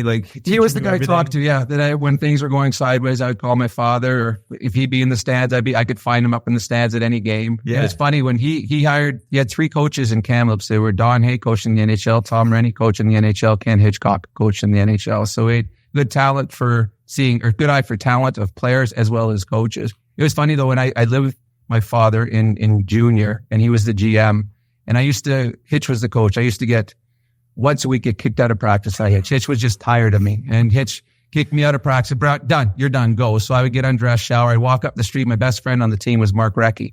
And Rex is from Kamloops. So his mom and dad lived up the street. So I get kicked out of practice, walk up the street. I'd walk into Mrs. Recchi's house, and Mrs. Recchi would look at her watch. She goes, oh, Hitch kicked you out of practice again today. I'm like, yeah. She goes, would you like a grilled cheese sandwich? Yes, I would. So I'd go watch TV and eat my grilled cheese sandwich. An hour later, Rex would come and goes, I keep telling Hitch, it's not bothering you. You want to get kicked out of practice. So then about later that year, there was a practice, and Hitch was mad at us, and he started bag skating us. And finally, I'd had enough. I said, F you, Hitch. And all of a sudden, he blows the whistle, and he looks at me and goes, what'd you say? And now I'm the captain. I'm like, oh, Hitch, I said, F you. So he started skiing. Hitch was a big man in junior, and I was up against the boards, and he just came and he kind of bellied me into the boards. And you know the Roadrunner and the Wile E. Coyote, when someone hits the Wile E. Coyote, he gets really skinny, just slides down the boards. Well, that was me. So he kicked me, not just off he goes, that's it, you're done. You're off the team. So I'm like, okay. Oh, shit. So I got undressed. I walk across the street to the Kamloops Blazers head office, and my dad's on the phone, and he's on the phone. He looks at his phone watch. He's like, oh. So he hangs up. He goes, what'd you do now? I told Hitch to F off. He goes, okay. But Dad, this time I'm not just kicked. I'm kicked off the team. He puts his head down, puts his jacket. Let's go back. So he goes over. Hitch, come here. You can't kick Rob off the team. Oh, why? Well, 2 reasons, Hitch. One, he's my son and I'm the boss. It doesn't look good if you kick the boss's son off the team. And 2, yeah, I mean, he's the best player in the league. We can't really kick the best player in the league because that's the year I had 200 points in junior. It's like, well, I'm sick of him. So they ended up giving me a toothbrush and had to clean all of the chairs in the old Memorial Arena. That was the punishment? Yeah. So I'm up there with a little toothbrush. Rex thought that was funny because I wasn't having grilled cheese at his mom's house that day. I wonder if that's why Hitch ended up loving it, because we always talk to guys. They would have FU matches with him, and he seemed to like kind of get excited by it. I wonder if that was why. He loved challenging you. He loved in practice. He would always have the third, fourth line and the bottom 4 defensemen competing against the stars. And he would always side with He wanted the low guys. Yeah, he wanted that competition. And he was loud. He would yell. He's my favorite coach by far. He made me the best player I've ever been. Like, my best years have been under Hitch. But there are people that you can still hear Hitch screaming. Yeah. It's the pitch of his voice. Yes, and I was there for training camp. PTO and I was sick of it. I could have always said, fuck, When you played for him, did you suspect he'd have a long NHL career as a coach? He was the smartest hockey man I've ever met. Okay. And not even close. At that point in junior, his weight was an issue because he was a big man. Yeah. But I knew that if he ever got a chance, he knew the game. And he was very, very good. So I enjoyed all the moments that I had with him. But I mean, I do a lot of hot stoves. I can do hours of stories about Hitch. Well, yeah. We're here. That's why we're here. We could do like a trilogy version. But in that short time we were with him, like his ability to simplify the video and breaking it down, there was things in that training camp that like I took away learning so much in like the 3 weeks that I'd spent with him. Just like even like talking about like little subtle details on the forecheck. So he like, I think he started out as a video guy, didn't he? No, he was always, so in Edmonton, there's 2 cities right around Edmonton. St. Albert is one and Sherwood Park's the other. He lived in Sherwood Park. He coached, they were called the Chain Gang. It was a midget, again, I guess a 218 AAA team, and he was there forever. And he was legendary. Their teams every year won the Alberta Championship. Every year they went on to win the Western Canadians. Like everyone knew Hitch, A, because he was a big man, but also B, because his teams were so good. From there, he went to Kamloops and had a ton of success in Kamloops. His knowledge of the game was just stupid. And it's pretty cool though for a guy, because I don't think he played. He didn't. He went to one of the Michigan colleges on a golf scholarship. Really? And he was a golfer, and he's a great golfer. When he got bigger, he wasn't as good at swinging a club, but if he was on a green, he'd make any putt. It'd be a 35-foot putt, and he'd drain it. So he was really good that way. But he used to work. I believe it was at United Cycle here in town. It was a sports store. He would work down the basement. It was state sharpening and stuff, and became a legend. And I mean, he's a Hockey Hall of Famer. Yeah. But it's pretty cool winning at every level too. Like he worked his kind of way like to cool. the NHL. Yeah. That is very and similar. he wasn't a player either, or at least to some degree. I think he played more lacrosse Coop anyway. But I guess like sometimes we start from the beginning. So obviously born in Ontario, moved to Edmonton, and then were you drafted to Kamloops? It was a different name at the time too, right? When you first got there? It was the Kamloops Oilers. Actually, the Edmonton Oilers owned the Kamloops Blazers. And it was funny. That year, my first year, we won the Western Hockey League Championship. And in the week between beating Regina and going to the Memorial Cup, the Oilers sold us. So we got actually sold. Like we had no idea whether we'd be back in Kamloops the next year. They're trying to find out who's going to buy us. But they couldn't wait a week. No, seriously, this is kind of big here. You got some more money if you'd won the Memorial Cup too. I was drafted. There was a draft. Used to be, there was never a draft in the Western Hockey League. You would just list players. You're like, oh, I like this guy. I'm going to go put him on our list. But one year they had a draft and I was the first pick of the second round, and not one player in the first round ever played in the Western Hockey League.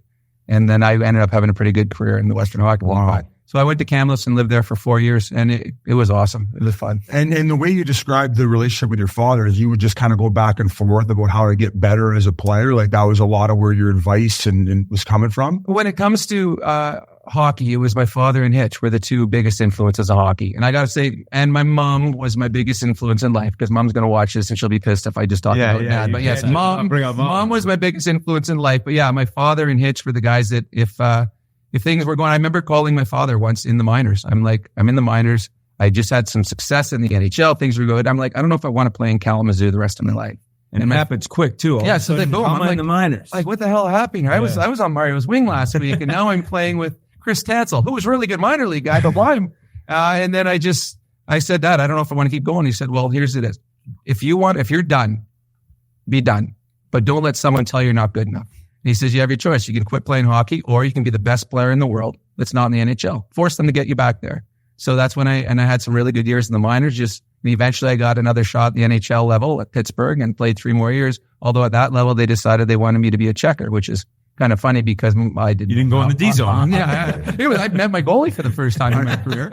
I always ask guys maybe from the older era, like about that change. Was it like an off ice thing too, as far as training, or was it more just mental attitude and what you were doing at the rink? It was off ice. I nowadays, like, these guys take 1 week off and then they start training again.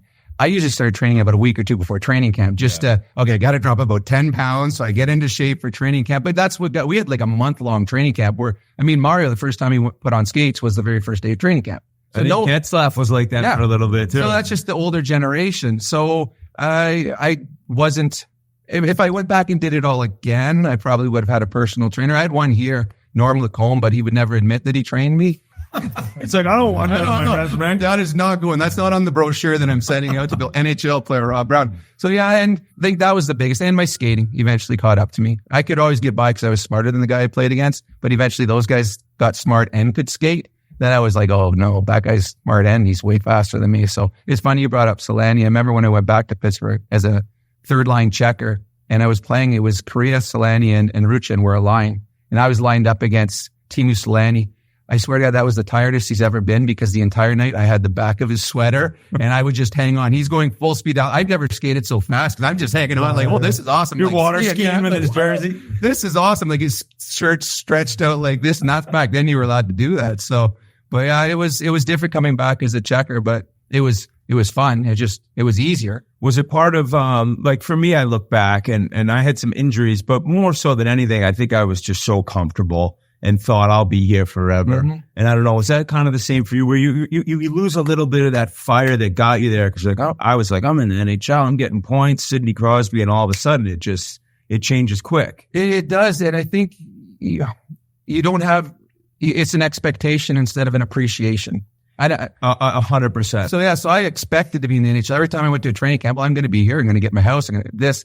And I didn't appreciate it as much. So when I came back at the end of my career, I appreciate it. I'm going to practice early. I'm staying here a little bit later. I'm not going to have the nachos and wings at lunch today. I started appreciating the fact that I'm getting an opportunity again. Yeah. So I did appreciate it a lot more. Now you can see players now in the National Hockey, the guys that appreciate it and the guys that expect it. You can tell the difference. Yeah, you can. Rob, I go back to earlier in Pittsburgh. Now, things started off great for you. The All-Star game your second year, but then you get traded for Scott Young. Was that kind of like a earth-shaking moment? Did it catch you off guard? Take us through that trade, the first trade. It didn't.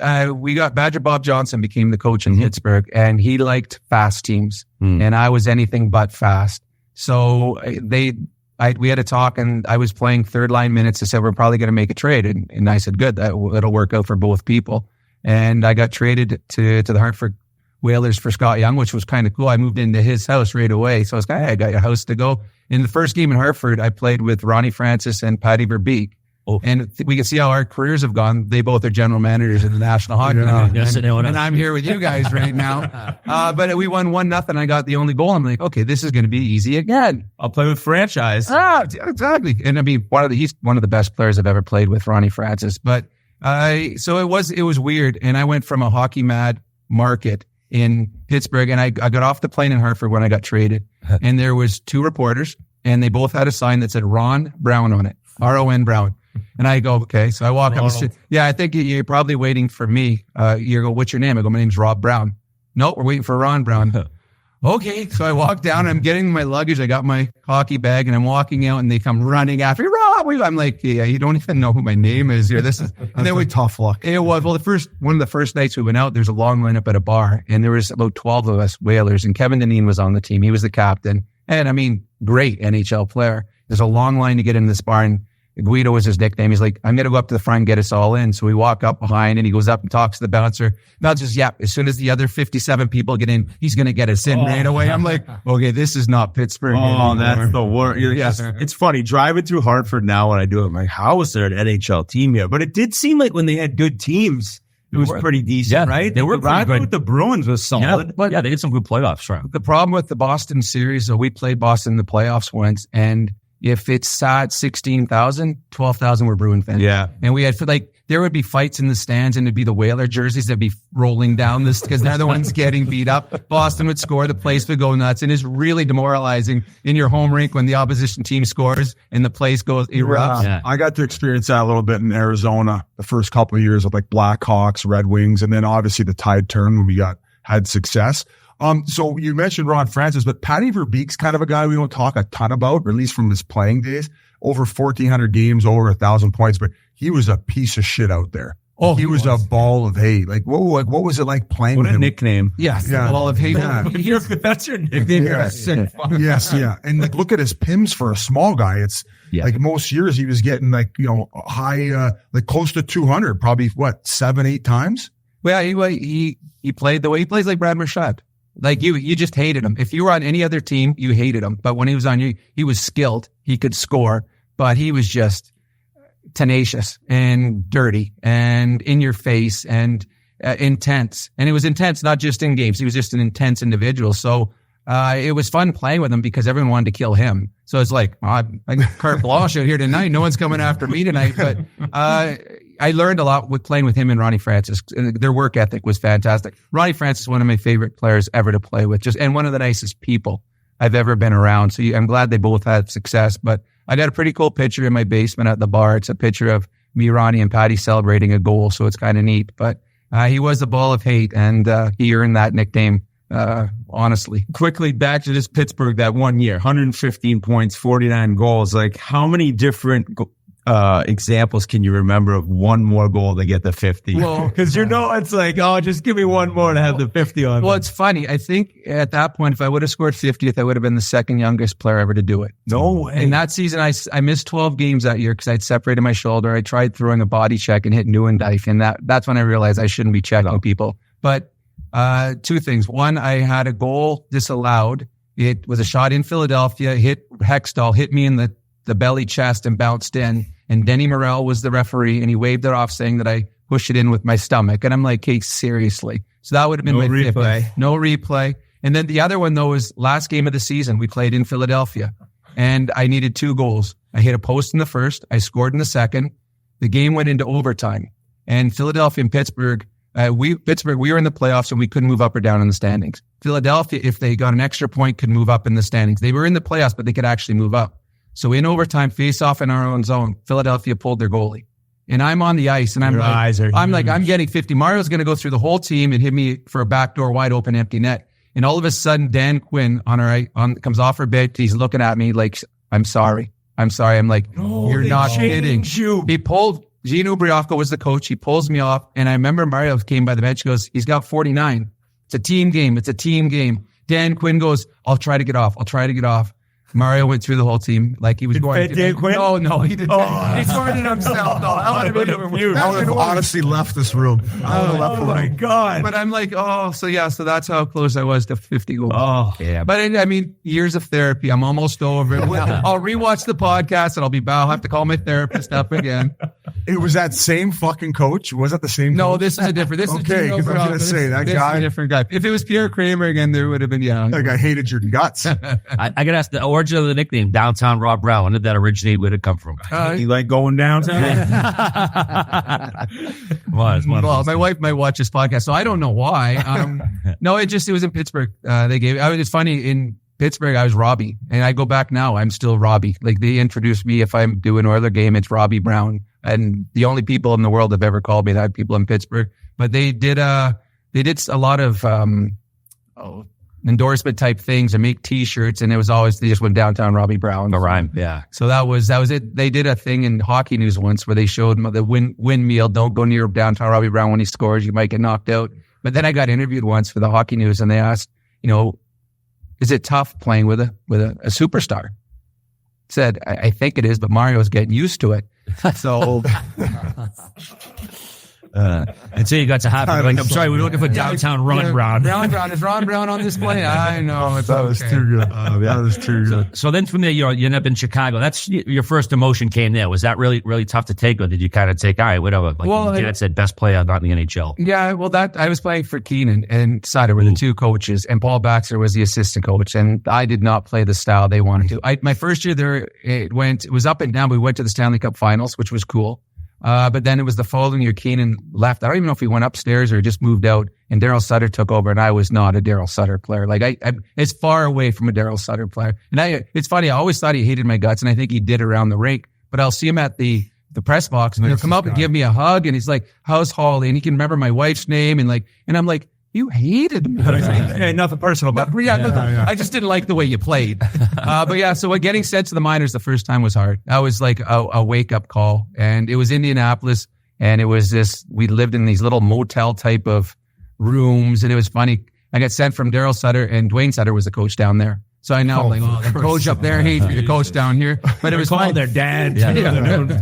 Conference calls on this guy. But we had curfew. And at this point, I was in my mid-20s, and we had curfew. And it would be like on a non-game night. And curfew is like 9 o'clock or 9:30. So Brad Lauer, who's been around a long time, an assistant coach, I think might be in Winnipeg, but we would both get the phone calls from Dwayne Sutter, and all of a sudden there'd be a knock on my back door. Let's go out the back door. It's like, I'm not staying in for curfew, but so we did have fun in Indianapolis. Did you have to, at that point, would you have to go through waivers to go down to the minors? The first time I didn't, I went down on a 2-week conditioning stint. The second time I had to go through waivers, and that's deflating. That was when, it's one thing that the Chicago Blackhawks don't want me. Nobody wants me. So that part was really hard. Then I had a stretch, I think at that point, of 4 or 5 years in the minors. And I thought that's where I was going to finish the rest of my career down there. It is awesome looking at, because I'm not at all trying to make this about me, but I think we have some similarities. We were in Pittsburgh, got traded, then traded quick again. And that was it for me. But for you, it was 3 seasons in the minors, and boom, you get back to the NHL. It's pretty cool to be able to look at it like, I think I might be done in this league. And you were fucking ripping it up too. We're talking 143 points, lighting up all 3 years, over 100 points. Yeah, I had fun in the minors. In Chicago, in the minors for the Chicago Wolves, they had an owner that was great place to play. Unbelievable. Like, we flew everywhere. Like, we didn't bus anywhere. We flew everywhere. We were treated like gold there. It was awesome. We stayed in nice hotels. And I was content. My kids were born in Chicago. I think this is where I'm probably going to finish my career. And then I got a call from the Penguins as a tryout, a PTO. So I went to Pittsburgh with no expectations. And I got there, and I still knew all the traders, but I was on a PTO. They had me like in a closet with these 5 other kids that were like 18, who were at their first ever training camp. And there's me at life comes at you fast. Yeah, I'm like, all right, I'm sitting there. Okay, and I went out and I had a really good training camp. And Kevin Constantine was a new coach, and he gave me a chance. And I remember being interviewed, and they asked, what do you think you bring here? I said, well, I don't think I'm here for my defense. And then the next day, Kevin Constantine calls me and said, we want you as a third line checking player. I'm like, have you seen my videos? Have you watched me play? I've been in that locker room. There wasn't even like hooks on the wall or anything. No, it's like, oh my God, okay, yeah. And I where I'm going. And earned 3 more years in the NHL. And to me, that of all the things I did in the NHL, that's probably what I'm proudest of. And what's cool is the only year you played all 82. Yeah. So that's just an amazing comeback story. Would it have been the case where if you didn't make the team, you were able to go back to the Wolves? Yes, we had. So I was going to go back to Chicago, and so relaxed in your mind maybe a little bit. Like, yeah, I'm here with nothing to lose. Yeah, so I went out and there was no pressure. Yeah. There was no pressure. I'd lived my dream of playing in the NHL and had a really nice setup in the minors. My wife, I think we were just engaged at that point. So she was living in Chicago. She didn't even come for my first year in Pittsburgh because we didn't expect to be there. So she had a job in Chicago. She's living in Chicago. And then she came the next 2 years. But yeah, just going there and just earning that opportunity and getting it. And the fans must have loved you from your time before. There's still a lot of people remember it. It's funny. It's funny. I'd gotten rid of my windmill, but then the first goal I scored, I'm pretty sure it was an overtime goal. And Darius Kasper, he's like, you got to do the windmill. You got to do the windmill. I'm like, I'm not doing it. You got to. And I came out, and it was the first star of the game. I came out, and Darius Kasper stood at the right where you come off the ice. He's like, do it. So I went out on the ice, did my windmill. As I got the star, it came off the ice. Were they going bananas? So it was pretty cool. The place went nuts. You got all popped? It was fun. So 2 things about that second stint. So you got to play with Yager as a rookie. Yes. And then Yager's rookie is my first stint. That was okay. So you played with him as a rookie. And then when you got back, he's still there. So just the contrast of this guy as a rookie to where he reached then Stanley Cup, stardom, all-star games. Well, Yags, it's funny. They talk about the maturity of Yags, and I think there was at the end of it as his career went on. But when I went there, my first part of the career, we always flew commercial. So like middle seats, like you're on the Penguins, you'd be stuck between two dudes, or I'd be holding a family. I holding a kid on the plane. So, it's like, all right, I'm here. I may as well help you. My second year, though, we had charters.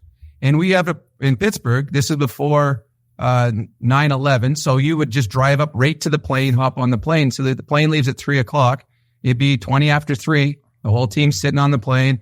Here comes Yarmer pulling in 20 minutes after you're supposed to leave. His Porsche. He'd get out slowly. Then he would check himself. Then he'd open up his trunk. He'd pull out his stuff. Oh, got something in my car. Go back in. And we're all sitting on the plane like, seriously? Like, I'd be sweating if I'm 15 minutes early. And he'd walk on. Hey, how you doing? So Yags was, he hadn't hit that part where he now is the dedication of getting the key and working out after practice by himself and stuff like that. It's so easy to him. Younger time. He was so good. And he was one of those guys that when you played with him, if you got on the ice, it's, okay, I'm going to have 2 guys on me. Don't help me. Because if 2 guys are on me, that means you're open. And he's like Leon is now, where Leon wants to absorb the punishment so then he can make the play. That's what Yager was like. But Yags, it was funny in Pittsburgh. I was on that part of my career. I was on the second power play unit. And the guy that I took off was Yarmy. You didn't play any. So that was just like in being on the second unit in Edmonton. Okay, you got Connor, you got Leon.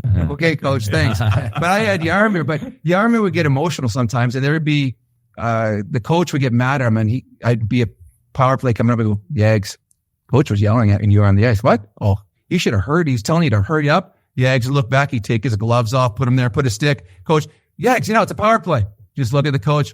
Okay, Brown, you go. All right, I'll go out the ice. You motherfucker. You motherfucker. That's actually perfect. Yeah, the guy was talking mad shit about you. It's horrible. I can't believe the things he said about you. I want to go. Summer of '93, you signed with Dallas, but that ended up leading to quite a reunion fire in Kalamazoo, huh? It did. Well, it's funny. Went to Dallas, and actually I thought I had a pretty good training camp. And right at the end of training camp, Bob Gainey called me in.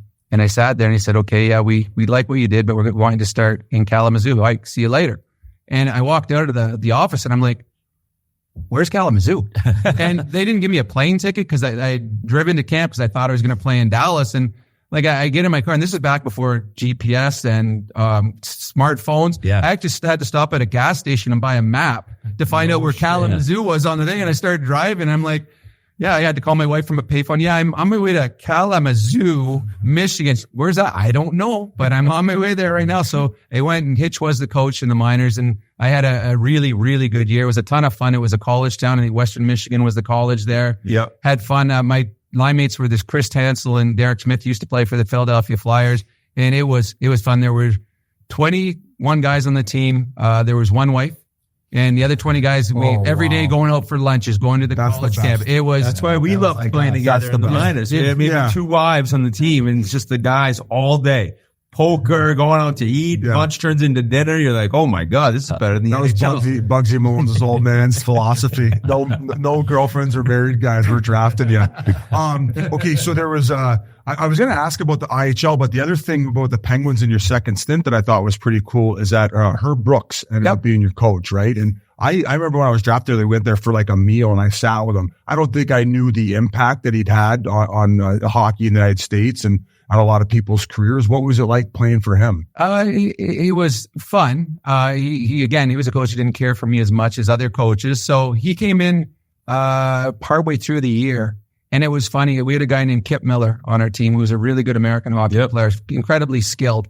And we were before a practice, we're in the dressing room, and Herb Brooks, he's talking to you while he's designing the drill. But if you look, it's like a 4-year-old writing on the boards because you're looking up like, I have no idea what he's doing. And we go out on the ice, and Kip Miller skates by me and goes, after seeing Herb Brooks explain that, it was a fucking miracle on ice. He's talking to the wall, and you guys are all behind him. You're looking up like, I don't understand. Was he more of doing like the coaching style where he can be kind of harder on guys, and sometimes it doesn't work in the NHL, or was it more He adapted. He adapted. He was more motivational. Yeah. As opposed to X's and O's. He was more motivational where he would have the big speeches and he'd go out there that way. I mean, in my career, I played for Ken Hitchcock Hall of Famer, Mike Keenan, Daryl Sutter, Herb Brooks, Badger Bob Johnson, Ivan Alenka, I played for a Czech coach. He was, I think, the first. And we had when Pittsburgh brought him over. We had like 9 Czech guys in the dressing room. They all spoke Czech. Again, I was on a team. I think we only had 3 Canadian kids, or 3 or 4 Canadian North American kids. It was it was all European players. The one year in Pittsburgh, and the best was after practice. We'd have these games of 3-on-3 or 4-on-4. And the Russians had a team. The Czechs did. The Swedes did. The Canadians, and the Canadian, we were all the 4th line players, so we were spearing guys. Oh, well, Kovalev would come down. He would beat all 4 of us, go in on a breakaway, and instead of going on the break, we'd go behind the net, come out to center again, just so he could go through us all again. It was embarrassing. He's actually one of the most fascinating players to me. I remember talking to Pat Eves, who played a while in the NHL, whose dad, Mike, was in Pittsburgh, and he said he'd go out on the ice after in practice, and there'd be 3 kids, like 12-year-olds, and Kovalev is just holding it. NHL guys coming over, he couldn't get it from him, strong as an ox. Like one of them has to be one of the most skilled players you ever saw. Well, Jaromir Jagr said he was the most skilled players ever played with. And it's true. And he was just an incredible person. Like there was one year we played Washington in the playoffs and we beat them out. And we had about a 7-day break. So the team gave us 4 days off. So Robert Lang comes down and goes, Brownie, do you want to go golfing for a couple of days? Sure. Yeah, we're going to go down to South Carolina. I got a place down there. So I'm like, oh, cool. That'd be awesome. Meet us at the airport tomorrow. So, okay, let's go. So I go to the airport and I get on the plane with a little 4-seater and it's me, Covey, and Robert Lang. And all of a sudden they're starting things up and I'm like, where's the pilot? Oh no, Covey just got his license. He's going to fly us down there. I'm like, what? No. This is the guy I've seen Covey fall asleep between periods in his stall. I don't want him flying the plane. Then in the playoffs that year, we weren't supposed to, we're not allowed to go golfing, but we went golfing and Covey hit his ball in the other fairway. And as he's walking out to get his ball, he gets hit, someone off the other tee, hits him in the ribs and he goes down. And we're like, oh my God. So next day at training or in the trainer's room, we call the trainer into this thing. And so, Kobe goes, yeah, I got hurt. And you could see the imprint of his ball on his side. I got butt-ended in practice. It's like, it said Titleist. And he's don't tell the coach. Another year we had playoffs. It wasn't in Pittsburgh. I played for the Blackhawks. We played Detroit in the first round. And it was Keenan and Sutter were the coaches. And they were hard coaches. Yeah. In between games, we had Stéphane Matteau, Jimmy Waite, Dan Vincelette, and then a couple other guys. But the French guys said, would you want to come golfing tomorrow? I'm like, sure. So I go to the golf course. There's 8 of us golfing, 4 Blackhawks and 4 Detroit Red Wings. And we mixed up the teams. So there was 2 Blackhawks and 2 Red Wings in each. That's kind of nice. Okay. A little bit more juice. And I'm like, I hope this doesn't get out. Oh my God. This won't look. We'll talk about the hatred back in the day of the playoffs. Like, nice birdie. Yeah. You know what? I'll give you that. Good for good. Yeah. You touched on it a little bit with your Chicago owner that bookmarked the second stint in Pittsburgh. You got to clear the waves here. I always heard rumors that you actually took a pay cut for those 4 years in Pittsburgh compared to what you used to make in the Wolves. Were you making bank with the Wolves? I did well. He was good to me. Well, you had 150 points. Yeah, I didn't take a pay cut, but I did. The Penguins. We went to they were giving me a 2-way to go back to Pittsburgh the first year there, and we said, you're gonna have to make the bottom more because this is what I would make in Chicago. Yeah. And they were fine. They bumped it up because they said we have you here anyway. So I did our owner in Chicago was incredible. Like incredible. He was next door neighbors to Michael Jordan. He had one of those rooms where you pull a book out in his bookcase and the whole wall would Batman style. Yeah, it was Don Levin was his name, and he and his family were incredible fans. I think they had a couple guys there when they beat us in the Calder Cup final who were making basically he would just pay them league minimum at the time, whatever the NHL's league minimum was. He would just match it. Did you guys have any Calder Cup runs? Yeah, we won the Calder Cup. We won. Oh, no shit. So when the IHL folded, we were in the finals the last year of the IHL, and we lost in the finals to Orlando. And then the next year we went to the American Hockey League. In the first year of the American Hockey League, we won it. We beat, I think in the finals it was Bridgeport, Rafi Torres and Rick DiPietro. Yeah, so we beat them in the finals. So that's what I got to ask. I got to cut in there because this is a rumor that went on for years in the another rumor. Chicago. Is it true the owner came in with a brick of $400,000, put it in front of the room and said, you win tonight, you guys split the cash? Hey, listen. No, wait. So if you don't want to answer that, Andre DeVoe, who played for them when they won it against us, he came in, same thing. He goes, if you guys win $1 million, and then the league found out about it and they nixed it. They would not allow him to pay the players individually. Yeah, he's still the owner there. I think Donnie Levin's I think he's still there. He's still there. Yeah. You want to go back and play? They don't have an NHL affiliate, which I think he wants, right? Well, he's independent. I've been with both. He had it when we had an affiliate, and then we didn't. But I was Atlanta. It was funny with Atlanta was the affiliate in Chicago when I was there, my last year, and the whole team was affiliate except for 4 of us, and they said, okay, you got to go to Atlanta's training camp. I don't want to go to an NHL training camp. I'm playing for the Wolves. I'm playing for the Wolves. Yeah. But they said, so they made me go to training camp, and it was awesome though, because they said, okay, I'll go do their scrimmage and stuff, but I'm not doing their workouts. I'm not doing all their testing. I'm not here. I don't want to do that. Right. So after we do our skate, 4 of us would get out of our stuff, and all these guys are going into the workout room. We'd put on our golfing attire. Right to the course. And at that point, we became Atlanta Thrashers. We go, we're at the Atlanta Thrashers. We get on your golf course today? Sure, we'll take care of it for you. We're all, we come back from golfing, sunburns. All the guys are having naps because they were so tired from training camp. Once again, still probably too young to understand it all, but the IHL, AHL, did both leagues exist? How does that? They were both at the same time. The IHL was a lot of ex-NHL players. And we had, when I first went, San Francisco was in the league, Long Beach, San Diego, good city, LA, Phoenix, Vegas, Chicago, Detroit. And it was awesome. We flew everywhere. I mean, Rod Langway, famous Hall of Famer. He played in San Francisco. On our team, we had Brian Noonan was on my team. Troy Murray played on my team. Were the salaries bigger in the IHL? Salaries were much bigger. Because at that point, we were all independent. So much bigger salaries. We flew everywhere, stayed in nice hotels. And it was... How were the crowds? Crowds were awesome. Like, there was a stretch in Chicago, and it's funny because Strutty, who you'll have on this week and who you know quite well, he was playing for the Blackhawks. And when he was playing for the Blackhawks, we had more fans at the Wolves games. We were really drawing. That's when the Hawks were bad. They were really bad. That's when Adrian Aucoin was captain, or at least close to that time. That was it. Yeah, they were not. He said that he'd see his kids acting up across the rink and he could yell at them from the bench. Hey, quit bugging your kid. Quit bugging your brother. Sit the fuck down. Well, I got one year, Mark Recchi was in Montreal and they came and played against the Blackhawks and he got me 2 seats to the game. And it ended up being a 1-0 hockey game. It's the most boring game I've ever seen in my life. But it was halfway through the second period and I'm like, I want to go. But I'm sitting across him and there's no one here. He can see when I get up and leave and he just bought me these tickets. So I toughed it out and watched the whole game. But it was like, So going to all those cities, I mean, San Francisco, it must have been a good time. It was awesome because we'd all at that point achieved our dream. We'd all played in the NHL. Yeah. There was a lot of us, in the minors in the American Hockey League, those guys, there's still a goal to get to the NHL. So their focus is all on. But for us, it's like, okay, if you're not dressed in, okay, bathtub has to be full of ice and beer for the party afterwards. Okay, you got to find out which bar is the cool bar to go to.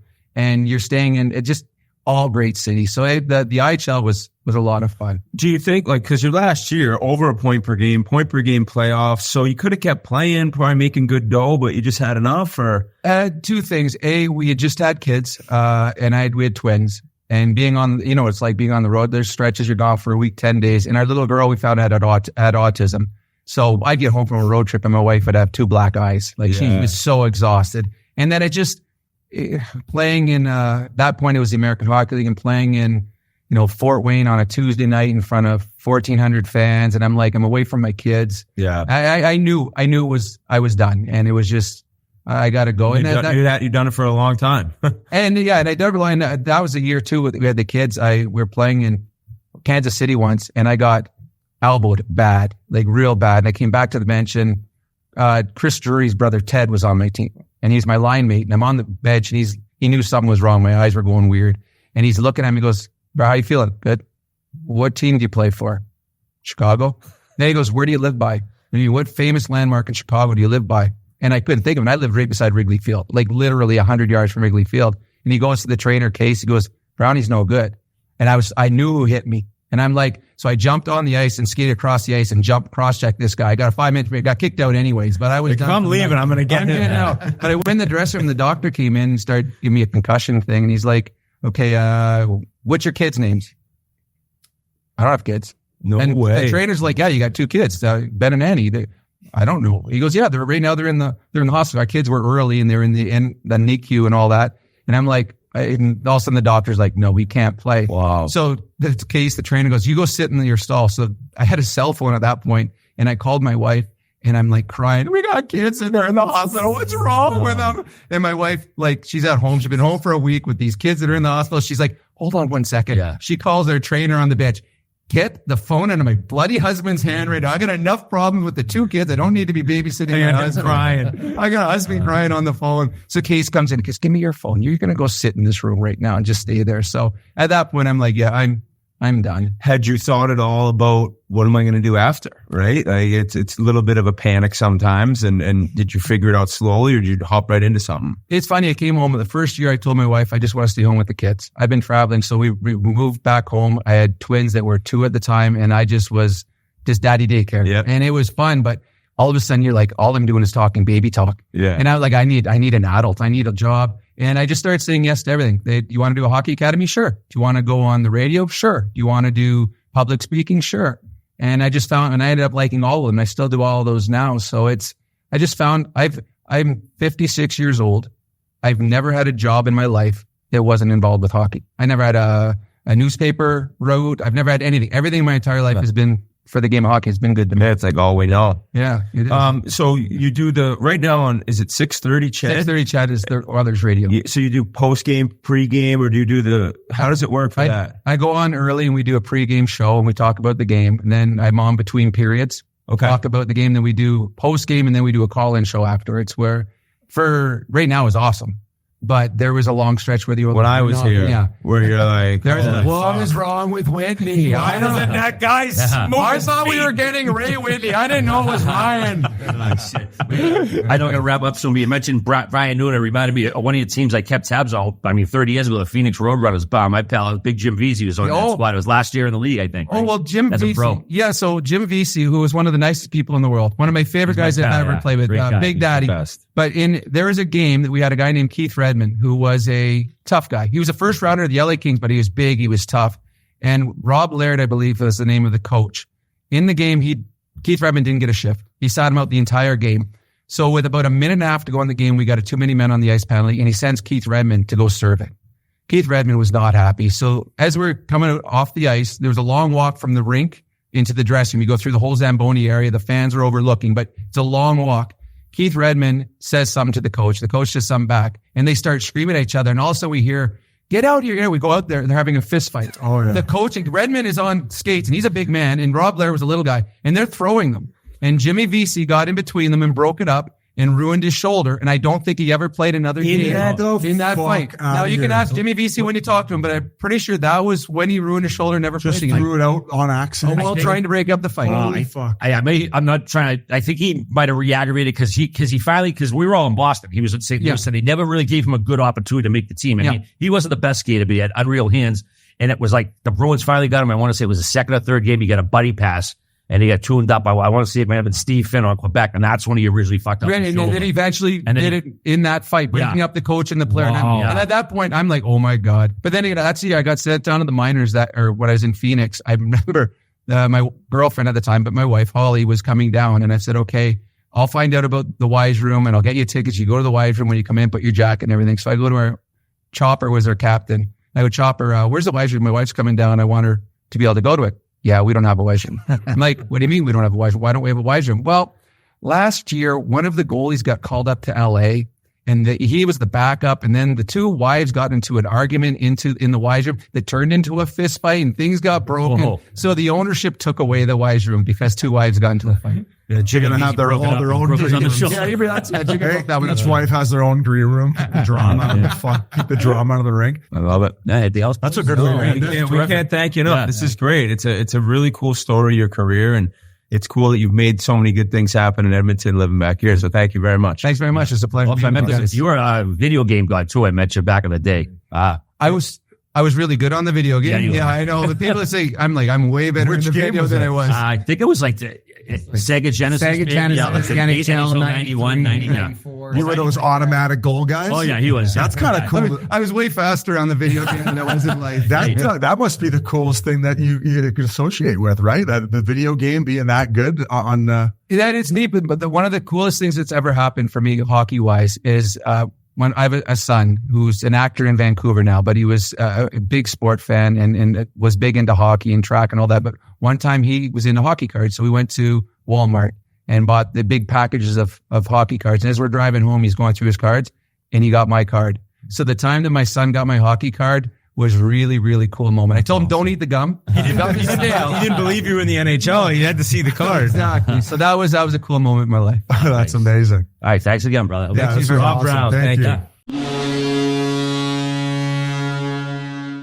Guys, before we go any further, I'm here to talk to you about Game Time. Hockey season is here, and we can't wait to get out to some games this fall with the help of Game Time, the official ticketing partner of Barstool Sports. There's no feeling like seeing a breakaway goal in person, and Game Time can help. You know how much I love Game Time? Now, with their brand new Game Time Picks feature, they're making it easier to get to a game than ever. Game Time Picks filters out the fluff to show you incredible deals on great seats so you don't have to waste time searching through thousands of tickets for NHL or college hockey games near you. I was looking at the November 20th game, Golden Knights at Leafs. I might even bring Squanto to the game, fly him up on the PJ with his brand new Squanto jersey, and I saw tickets online for $84, folks. That's an incredible bargain, all thanks to Game Time. Just pull up your chosen event and turn on the JT Pick setting at the top of your screen when you download the app. Or you can browse best local Game Time Picks deals near you on your Game Time app homepage. What are you waiting for? I'm going to buy all the tickets to that game November 20th right now on Game Time Picks. Take the guesswork out of buying tickets with Game Time. Download the Game Time app, create an account, use code Chiclets for $20 off your first purchase. Terms apply. Again, create an account and redeem code Chiclets for $20 off. Download the Game Time app today. What time is it? It's game time. Thank you very much to Rob Brown. That was great sitting down with that guy and just hearing some of the old school stories back in the day, and a couple amazing years for that guy. We appreciate him sitting down with us. But now it's time to talk about the Central Division. And Biz, we said it, like this Winnipeg Jet team, and the fact that I went on and said basically verbatim what I said last year before the season when Army was the one like, no, boys, this team's legit. I'm made to look a fool again. 5-0. Connor Hellebuck's 4-0 with a 1.25 goals against and a 952 save percentage. What have you seen from them? What do you like? Is there anything that stands out right away when you've seen this team dominate off the start? Well, I think they're the only undefeated team currently as we record this podcast. Yep. And buddy, I thought they were going to be mental midgets after the way that the last offseason went and getting drummed by the Colorado Avalanche, especially after that postseason press conference they had. Like, the fact that Hellebuck started this good, like it just speaks to, I guess, his mental strength coming in and letting last year be last year. And hey, new slate. And I think it starts with just that forward group, man. They're lethal. I don't think we ever questioned their top nine and what their top nine could do.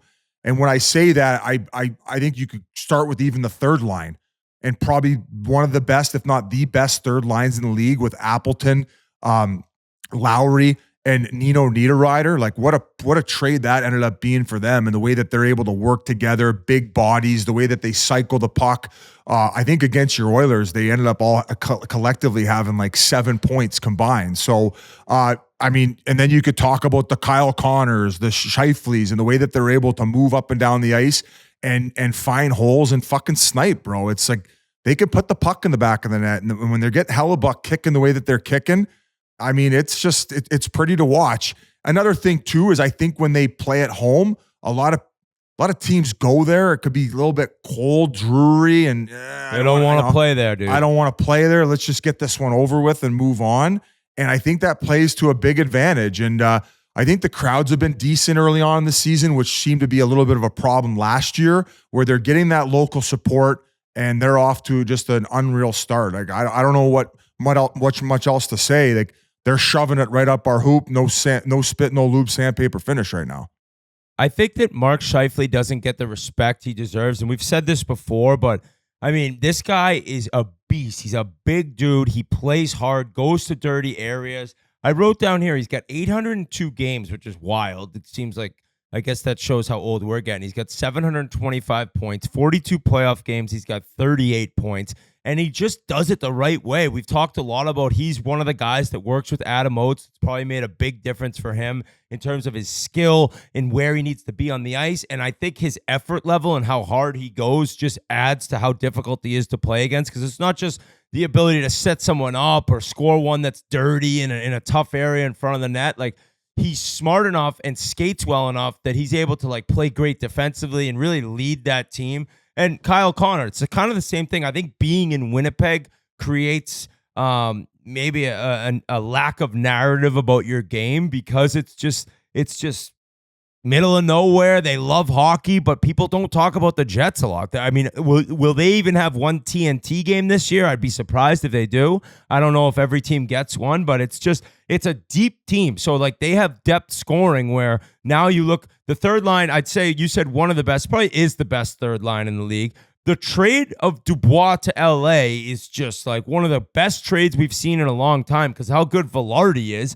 Velarde's playing unbelievable. They've added so much without spending any money, it seems. Like, I saw a meme of Winnipeg Jets like spent $6 million this offseason, whatever it was, $6-7 million, 5-0. Nashville Predators spend about $130 million, 0-5 or 0-4, whatever their record is. Like, they have done an amazing job at doing it as a team. Like, they're Kyle Connor and Scheifele, obviously they're high level, but it's not just like two players there. And Hellebuck is just phenomenal in the regular season. Last year's playoffs, did I think maybe that would rattle him in the regular season? Like, maybe a little bit, but looking now, it's probably stupid. I just felt that postseason press conference, it was just like, oh, like it made you question, like, oh, because the year before, or I think it was the year prior when Maurice left, and then you kind of you have such a great regular season, and then you get drummed and fizzle out in playoffs. And I think that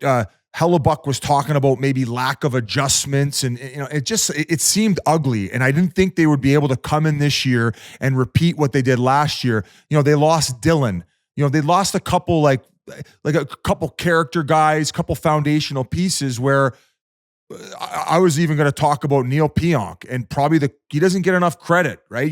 All you hear about is Morrissey on the back end and how he's able to play that 200-foot game. He's good on the offensive blue line. He jumps in the rush. He's great defensively. I think that was even a great trade for them when they ended up moving off Trouba and they got him back in return. So from a managerial perspective, there was never any questioning the moves that they make and how they're able to squeeze I think the saying in Canada is they squeeze a nickel so tight to make the beaver shit, right? They're able to make every penny work for that organization. And it's a testament to how they've came out of the gate and really left last year behind. And I think that speaks volume to not only management, but also leadership in that locker room. So very impressive to see. Another guy we didn't know what he was going to play like was Cole Perfetti, right? His deal didn't get done till later in the summer. He signs that bridge deal and he's off to a decent start too. So I think it all goes back to the way that they've really made a really good round top nine, and where there's no real focus on one player individual, where everybody has their role and is able to contribute. So it's been fun to watch, and they got goals by the boatload and they're getting saves in net. So congratulations to the Jets. Another team that we disrespect that just continues to shove it up our hoop.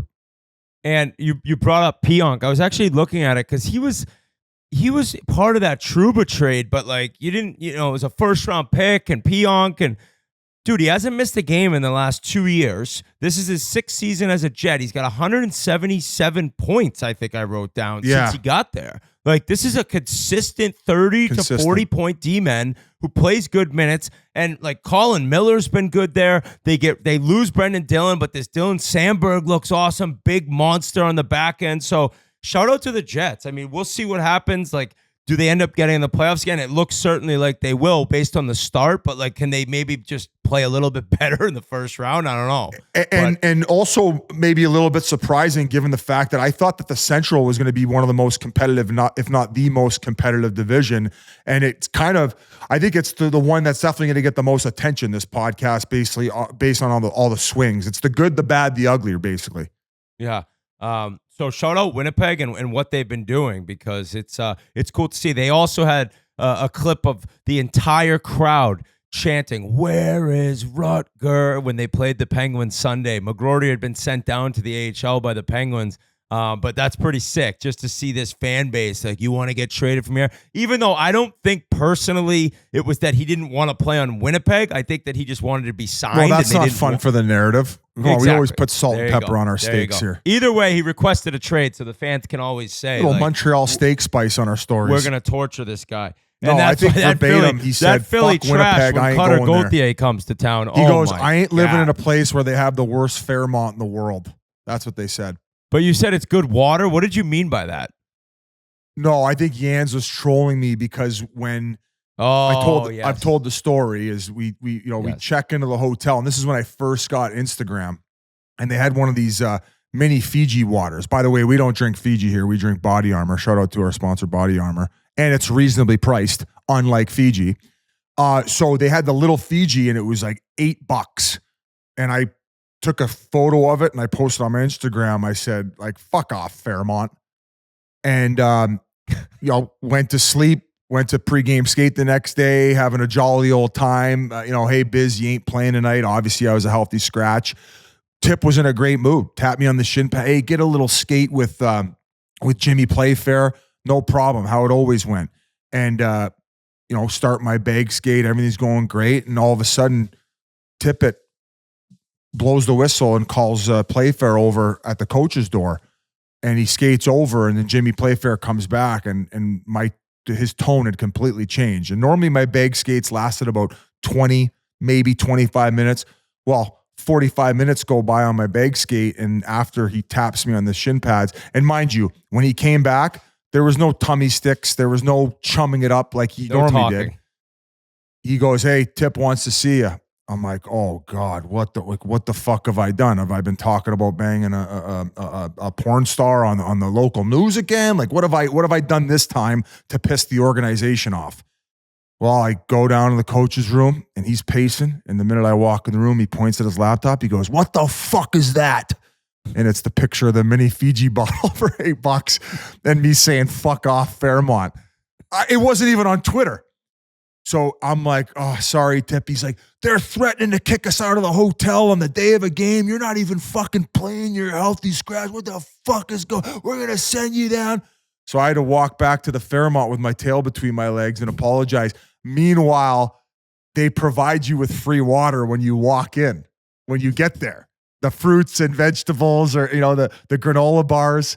So Jans was like, obviously Jans and Donor were just like, had their laughs inside their sweaters before the game, just laughing at the fact that I almost got the team kicked out the night before. So I think I've told that story before, but when Jans texted that to our group chat, that was a troll job of the water comment. Ultimate troll job, right? Ultimate troll job. That Fairmont is horrible, though. Horrible Fairmont. It got to be the worst Fairmont in the world. We went back there when I was doing the radio broadcast, and the elevator had busted. So I had to walk up 16 flights of stairs with my luggage and then back down. But they were amazing people in Winnipeg. Like, I don't want to shit on the Fairmont. I think they did a little bit of a remodel. And then also you get the mall underneath where you can walk from place to place, so you don't have to go in the cold. So shout out to Fairmont. My apologies.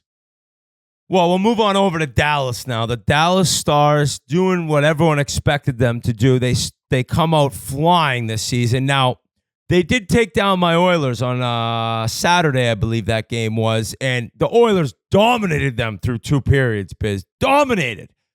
But Dallas ends up pulling it out. Duchesne gets 2. And the big news, though, being they got another young star locked up long-term, and that's Jake Ottinger, former Boston University goalie, signed an 8x $825. Swayman set the bar. He set the bar, although the Islanders say that Sorokin set the bar. It's the exact same deal he has. Now, here's the difference. in Texas. Biz's favorite thing, no state tax. Ottinger makes $412,000 more every season than what Swayman will be making in Boston. So I think we had talked actually a couple episodes about Ottinger's deal, and we both agreed it would be more than Swayman based on what he's accomplished compared to Jeremy Swayman throughout this part of his career. But I guess what you get from being in a no state tax, you don't even need that much more.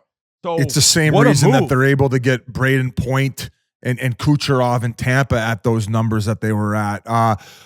Incredible deal. I think that, his sample size was a little bit larger. I think he'd played over 200 games, or at least close to 200 games when signed. I think he's actually over 200. So well earned, and exactly what I thought about when he signed it. It seems as if those Swayman kind of set that bar and reset the goalie market. But it's nice to see him probably leave a little bit on the table based on that state tax thing and the fact that, man, they got a good window here the next 3-4 years, I think. Basically, with Jason Robertson, Heiskanen, is it Harvey on the back end? Thomas Harvey or Harley? Harley. Stankoven. They got tons of prospects coming up. They have the veteran presence. They got the speed. They got the skill. They got it all. So great to see him accomplish that.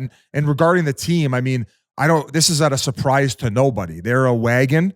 I think that them and Vegas are the two best teams overall in the West, in my opinion. And that's a reason that the Edmonton Oilers aren't going to get past the second round this year. So credit to the Dallas Stars and everything they've built.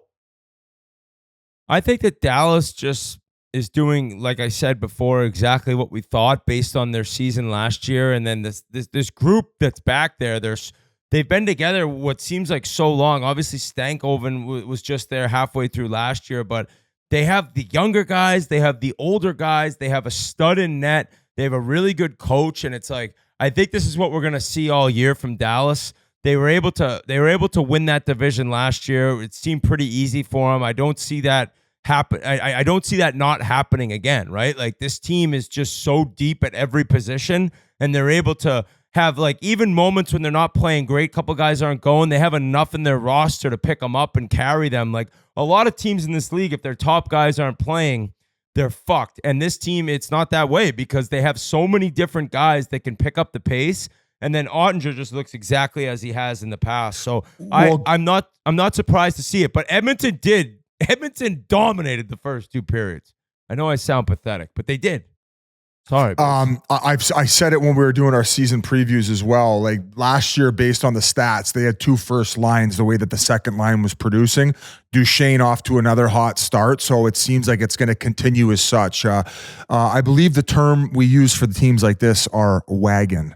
They're a wagoon. Yeah, they are. They're not a wagon. A bargoon. They're going to be there. They're all a year. wagoon. They're a wagoon. And it kind of leads into, like, with them being a wagon, Winnipeg being a wagon, there are some questionable things happening with some certain teams in this division, and one of them's Colorado. Probably panic time in net. Kaapo Kahkonen has now started skating with the team. This Georgiev, it's like he forgot how to play goalie, Biz. Like, and there's some bright spots on the team, but they cannot be covered up by what's happening in net, and I don't know where they go from here. I guess having Kahkonen there, like, maybe he ends up helping them out, but Colorado, without Nichushkin, without Landeskog, even with McKinnon, Makar, and what Ross Colton's done, and Rantanen, it's like, I don't know if you can't keep the puck out of your net, what are you going to do? Luckily, they got San Jose Sunday, so at least that's an easy 2 points. But what have you seen to make you maybe worry more or not hit the panic button yet? Okay, so when we started constructing the outline, that was before they played Anaheim and San Jose. So they banged out back-to-back wins. So it's not as though it's a panic mode yet. Georgiev was obviously not good early on. They did play the game, and I'm drawing a blank here. It was on our broadcast, for crying out loud. Where here, let me look it up. Right? Was it Vegas? Yeah, Vegas smacked them on TNT, I thought. Like 8-4 or something? Yeah, it was 8-4. It was against Vegas. And that was on it was the following week. We had them back-to-back broadcasts. Oh. Let me look it up quickly. But you can't blame him for some. It was Boston. They had Boston at home, and 3 of the goals were like backdoor tap-ins, or one was a high tip in the slot. So I don't think their D have necessarily played that great. There was even a point where Cale Makar played one of his worst games as a professional hockey player, where after the game, he said, I think our team would have been better off without me in the lineup tonight. So those words coming out of Cale Makar, a generational defenseman, out of his mouth was surprising, but loved the brute honesty and the ownership by him. And obviously he's going to bounce back and have an incredible game after he has those words. But just like DeHaan was losing his guy back door. So as much as you want to point the blame on Georgiev, it's kind of like when we talked about Pittsburgh, where I think it could be snapped around evenly enough between the D-core, between goaltending, and the fact that they're not very healthy right now. So it just seemed like the world was falling down and the sky was falling on top of them. Even Bednar, who's normally very even keel with his comments, he looked flustered and just gassed and just like, man, like, I don't know. We were brutal tonight. I thought we were going to have a response and we didn't. And like I said, it felt like the world was falling. So now they bang out back-to-back wins, and they put up 50 shots against Anaheim as well. That game went to overtime. So I don't think it's panic zone yet, but they are going to have to lock things down defensively, and they're not going to be able to outscore their problems until these players come back in the lineup. They lost Drouin, who was a big help to that first line. They're really missing Lehkonen, who's a puck hog. He's an in-your-face type of player who adds depth to that second line. Nichushkin, I mean, we could fucking talk about him till our heads fall off with what. I guess he's skating. He's bro, in the guy had skating 9 goals in 8 playoff games last year, and he was a Hoover vacuum. Like, imagine what he's doing when he's fucking sober for that fucking team. I mean, it's, he's a remarkable player that they need right now. And when those guys do come back, yeah, and hopefully maybe Landeskog, then maybe we could talk about them playing with pace and outscoring their problems. But until then, they got to find a way to lock things down, especially as the competition they're going to start playing is going to be better than they have faced off in the last 2 games. I do want to shout out Ross Colton, who's been awesome there. And Merles was mentioning on the group chat, he's taken Lehkonen's spot on that top line. So Merles was hammering the over Lehkonen shots bet every game. And right now, Ross Colton is the guy that's kind of just living with Rantanen and McKinnon. He's got 6 goals in 6 games. He's always been a really good skater and in your face. He's actually similar to Arturi Lehkonen. So he's like the West Coast Cotter, Pasha's Cotter. We got Cotter and Colton lighting the lamp. Depth players figuring it out. I'm with you that it's not time to panic yet because of how many guys are out, right? And like you're just stretched so thin right now, depth-wise. But I do think like you got to get some answers maybe. And obviously like Bettman's got to allow Nichushkin to play again. And Landeskog's working his bag off to try to get back. But McFarland and like the staff there, they probably need to know at some point, like you got to be able to like figure out your roster, figure out moves. And the longer it goes on, now, yes, they've won 2 in a row, but it's Anaheim, San Jose. So it's like if they start losing again, playing some deeper, better teams, you're going to need to get answers on these injury questions because that's just it can kill a whole season. It doesn't matter how early it happens. And also, like, how hard can you ride your top horses to just get into a playoff spot? And then all of a sudden you're getting in the first round in the West, and those guys are going to be gassed. I know they were able to pull it off last year. They also had, I think, a little bit better of a team heading in, along with some of those guys healthy. So I think things will turn around there as things as the health progresses. So and they're going to lock things up a little bit more defensively. They won't be giving up all those high danger chances in the slot area and help out Georgiev a little bit. But it went from the good, the bad Whit to the flat out ugly. If you think Avs fans are panicking, why don't you just go find a Predators fan and give him a big old bear hug and just tell him it'll be okay. But will it be okay? Not since, I think, 1994 or 95 has a team who started 0-5 made the playoffs. We're talking 30 years. And this team who spent all this money, had all this promise, had you and I raving about them and their ability. The redemption tour. I thought the redemption tour was going to overtake the FU2 tour. No, because it's turned into disaster in Nashville. They haven't won a game. I I never saw this coming. And I think if you were to be inside the room right now, I think that they got to just be shocked, because you lose one. All right, it's all right. You lose two, you lose three. All right, we got to get this next one. You lose the fourth, you lose the fifth. And then it's like finger pointing starts. And that's up to the leadership and up to the team to really stick together. But it just becomes awkward in a room with so many new faces and guys who weren't there last year when they had a successful season and kind of came back from the dead after the U2 cancellation and had all these amazing vibes around their room. Now guys who weren't even there are there. They haven't won a game. Guys are not playing great. Stamkos got his first goal, I believe, in the fourth game, Biz. Is that correct? But I don't know what's going on here. I actually talked to Hal Gill about coming on. He's like, can I come on after we win a game? Which I totally understand, because at some point they'll be able to break through. But it's like, you can play yourself out of this thing early on when it's this bad. And I don't think anyone saw it coming. I actually know no one saw this coming. The two guys I wanted to bring up, and sometimes when you bring in new guys, it's hard for them to get acclimated. Like new power play look, a lot of delegation, especially when you have legends like Marchessault and Stamkos. All of a sudden, on the power play, it's like, no, you shoot it, no, you shoot it. So they're still getting situated in that regard. But if you go back to last year and even the year before, I think they're notoriously slow starters where they have these big pushes towards the end of the season. And sometimes with older players, you find that, it maybe takes them a couple more weeks to get into things and into the groove of things as maybe the pace of play slows down a little bit.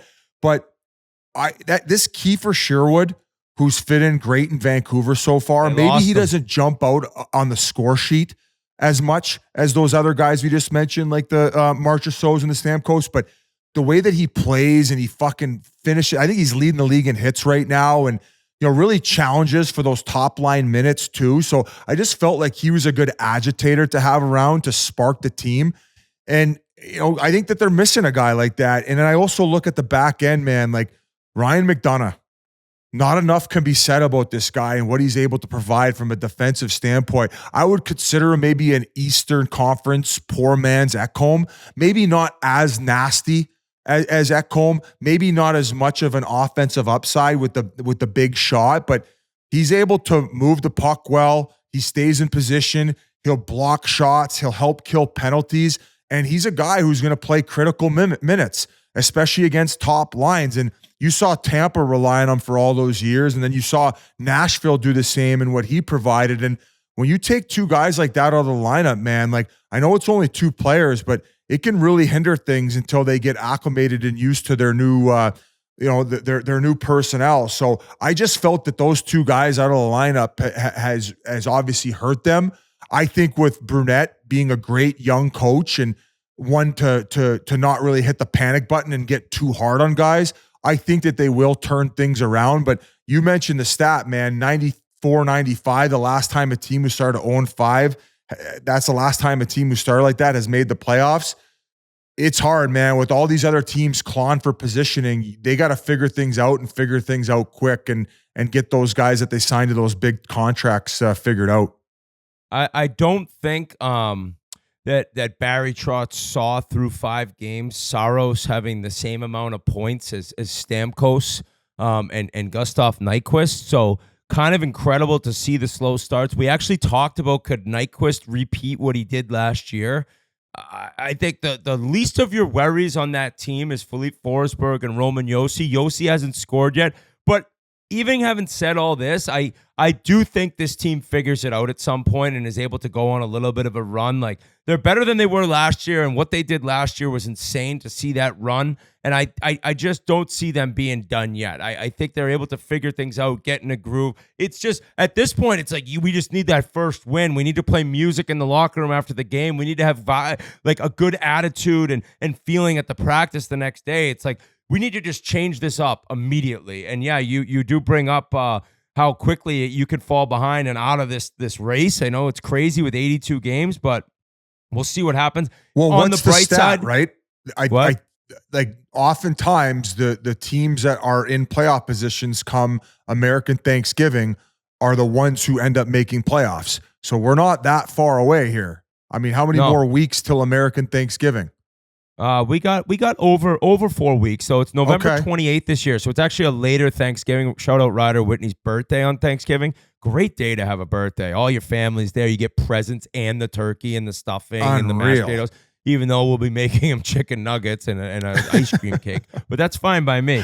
On the bright side, What for I get for my Nashville- birthday, it's like, we repaired the shower hose, so that's all you're getting. Or did you say it was Riders? I took a stick out of Squanto's hand as he was going to two-hand you in the side of the head. So, like, happy birthday, bud. I love you. But on the bright side for Nashville, Army talked about this on Game Notes this week. Oh, by the way, Army, they're also calling Army on Game Notes like Crazy Hockey Dad. There is a son of Matthew Murley now, and Matthew Murley will be an insane hockey dad. So Merle's is throwing around the crazy hockey dad as Ted's just so little, but Merle's dad was driving him 4 hours round trip to practice, like Zeev Buyem's mom. So Merle's will be in the mix as a crazy hockey dad. I got to respect Army Who a do little you bit on that think one. ultimately will end up as the crazier hockey father? Obviously, Kobe's out in the lead with what's transpired early in the season and bringing his kid to the academy. Who do you think will reign? Merles? Ah, fuck, I don't know. That's a tough one. Merles will be Honestly, betting the over in shots for his kid. You know who'll be a psychopath if they have a son is Pasha will be a fucking nightmare hockey dad. He'll be making the kid shoot pucks. He'll be like whipping them around if he doesn't hit the crossbar on command. And Pasha's got that psychotic like hockey in his mind. Oh, like, yeah. And if you don't get drafted by the Devils, you're dead to me. So I actually think that Pasha is easily taking the cake for most hated member of the Spittin Chiclets crew. Anytime we post a clip with his face in it, there's 100 comments of like, never let this guy speak again. Take away his mic. He's the reason I stopped listening to the podcast. Although they listen to the podcast. Yeah, and Pasha, I think it's a great thing when you're universally hated like that. I mean, some people want to be universally loved, but being universally hated, they are talking about you nonetheless. But I got sidetracked because Army was the one who brought up, after playing with him, Luke Shen getting to 1,000 games. Pretty cool. Him and Tyler Myers, and they both played together for the Kelowna Rockets in junior and lived there in the summer. Oh, they do. They live in Kelowna? Yep.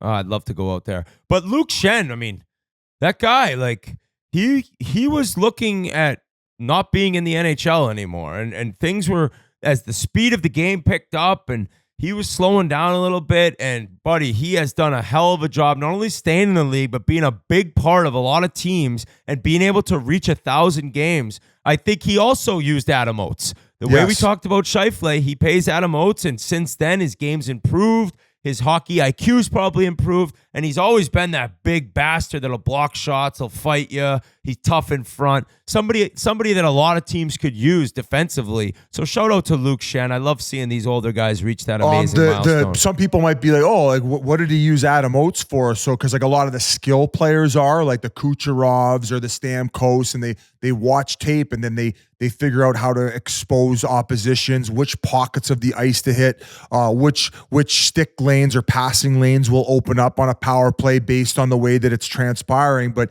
for him, it was about his touches and when he was like going back for pucks and just even giving as easy as passing it over to your D partner behind the net and how clean and concise and perfect you could make it every time. So through repetition, he was just working on all the times he would find himself touching the puck over the course of a game. He would just go over and over and over where it became second nature, and he just sharpened his tools. And, like you said, there was a point in time where I think he was on a PTO and he was making league minimum, to where not only does he provide leadership roles on Nashville Predators or wherever he ends up, but I think at the time when he ended up getting the resurging, it was when he was in Vancouver, but his play is speaking for itself now, along with the physicality that he brings. So it's cool to see guys like, when they might be on the way out, put in the work and sharpen their tools and end up resurging their career, and not only extending the amount they play, but the amount that they're putting in their bank account as well. So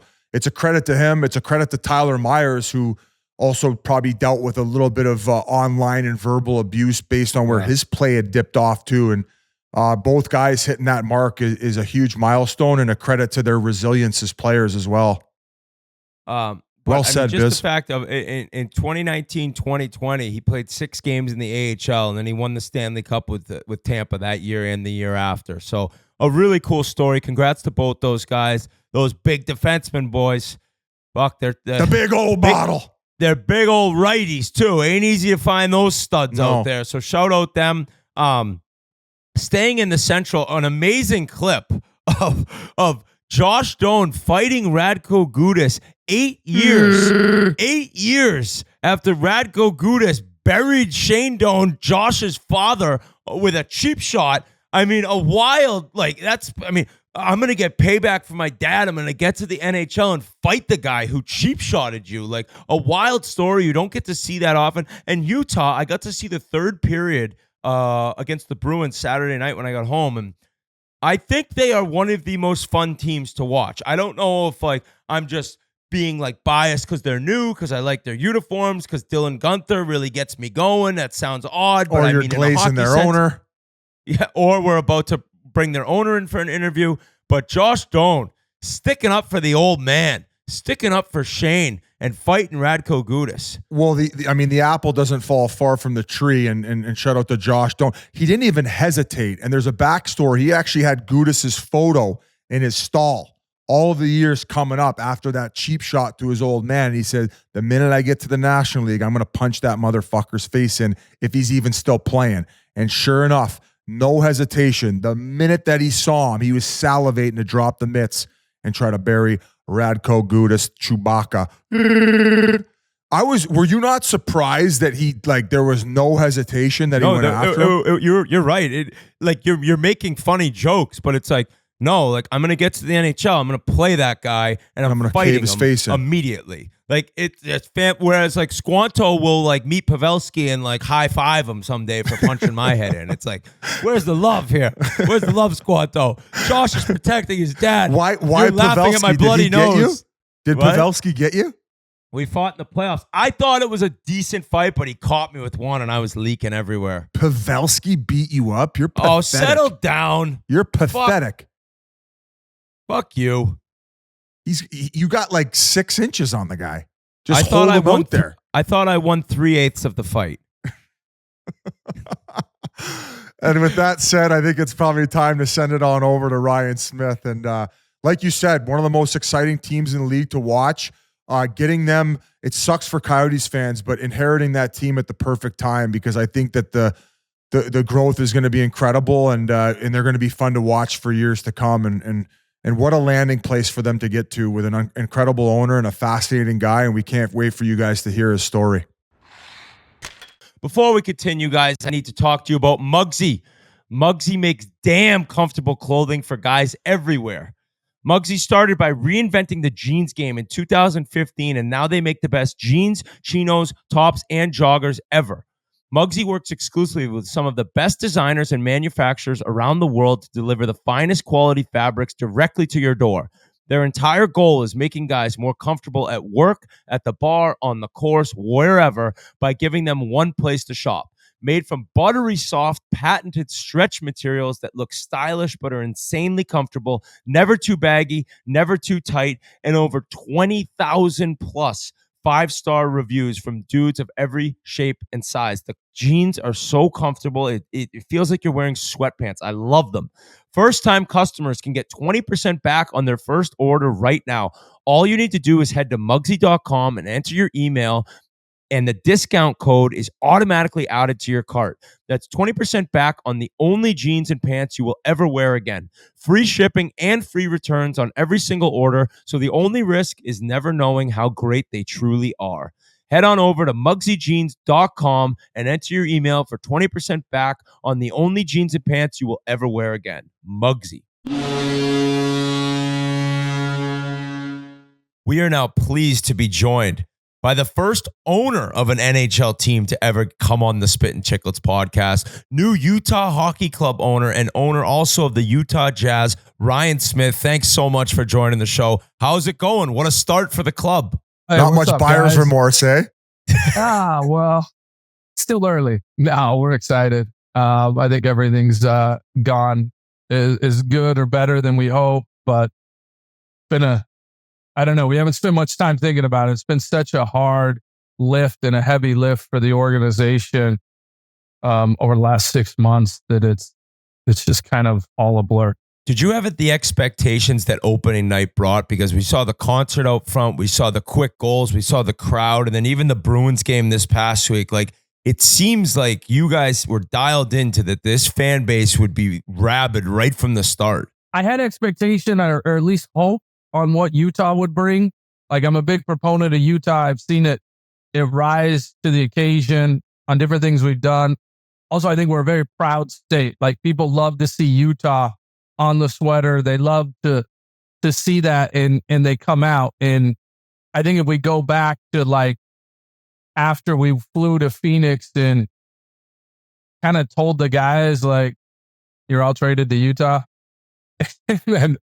and then like rolled up and everyone showed up, that like gave us some fuel of like the art of the possible. And then for opening night, like, I think we just stood back and say, hey, we get to do this once. We get to do this once. This is a once in a lifetime moment.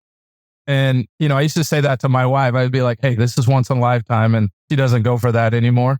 But like, this was truly once in a lifetime.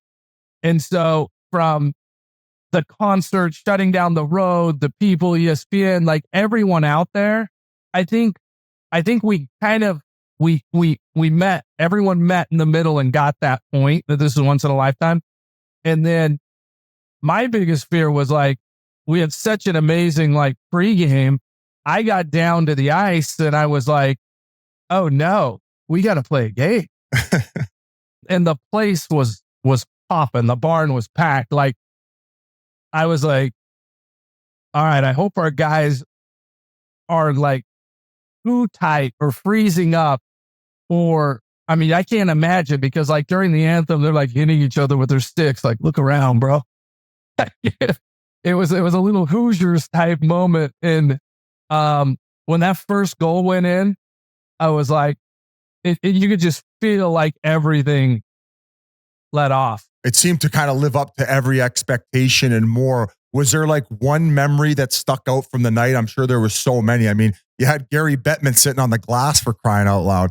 I don't think Gary Bettman sitting on the glass many games in the NHL. Well, I didn't know that. I'm like, I mean, first of all, like me, I'm like a 20 handicap going into hockey. Like, let's just throw it out there. Right.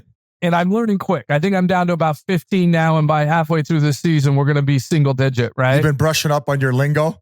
Oh yeah. It's a whole new world. Like, especially not knowing that Gary doesn't sit on the glass. It wasn't until like halfway through when I was like, hey, when was the last time you sat on the glass like this? He's like, yeah, we don't do that.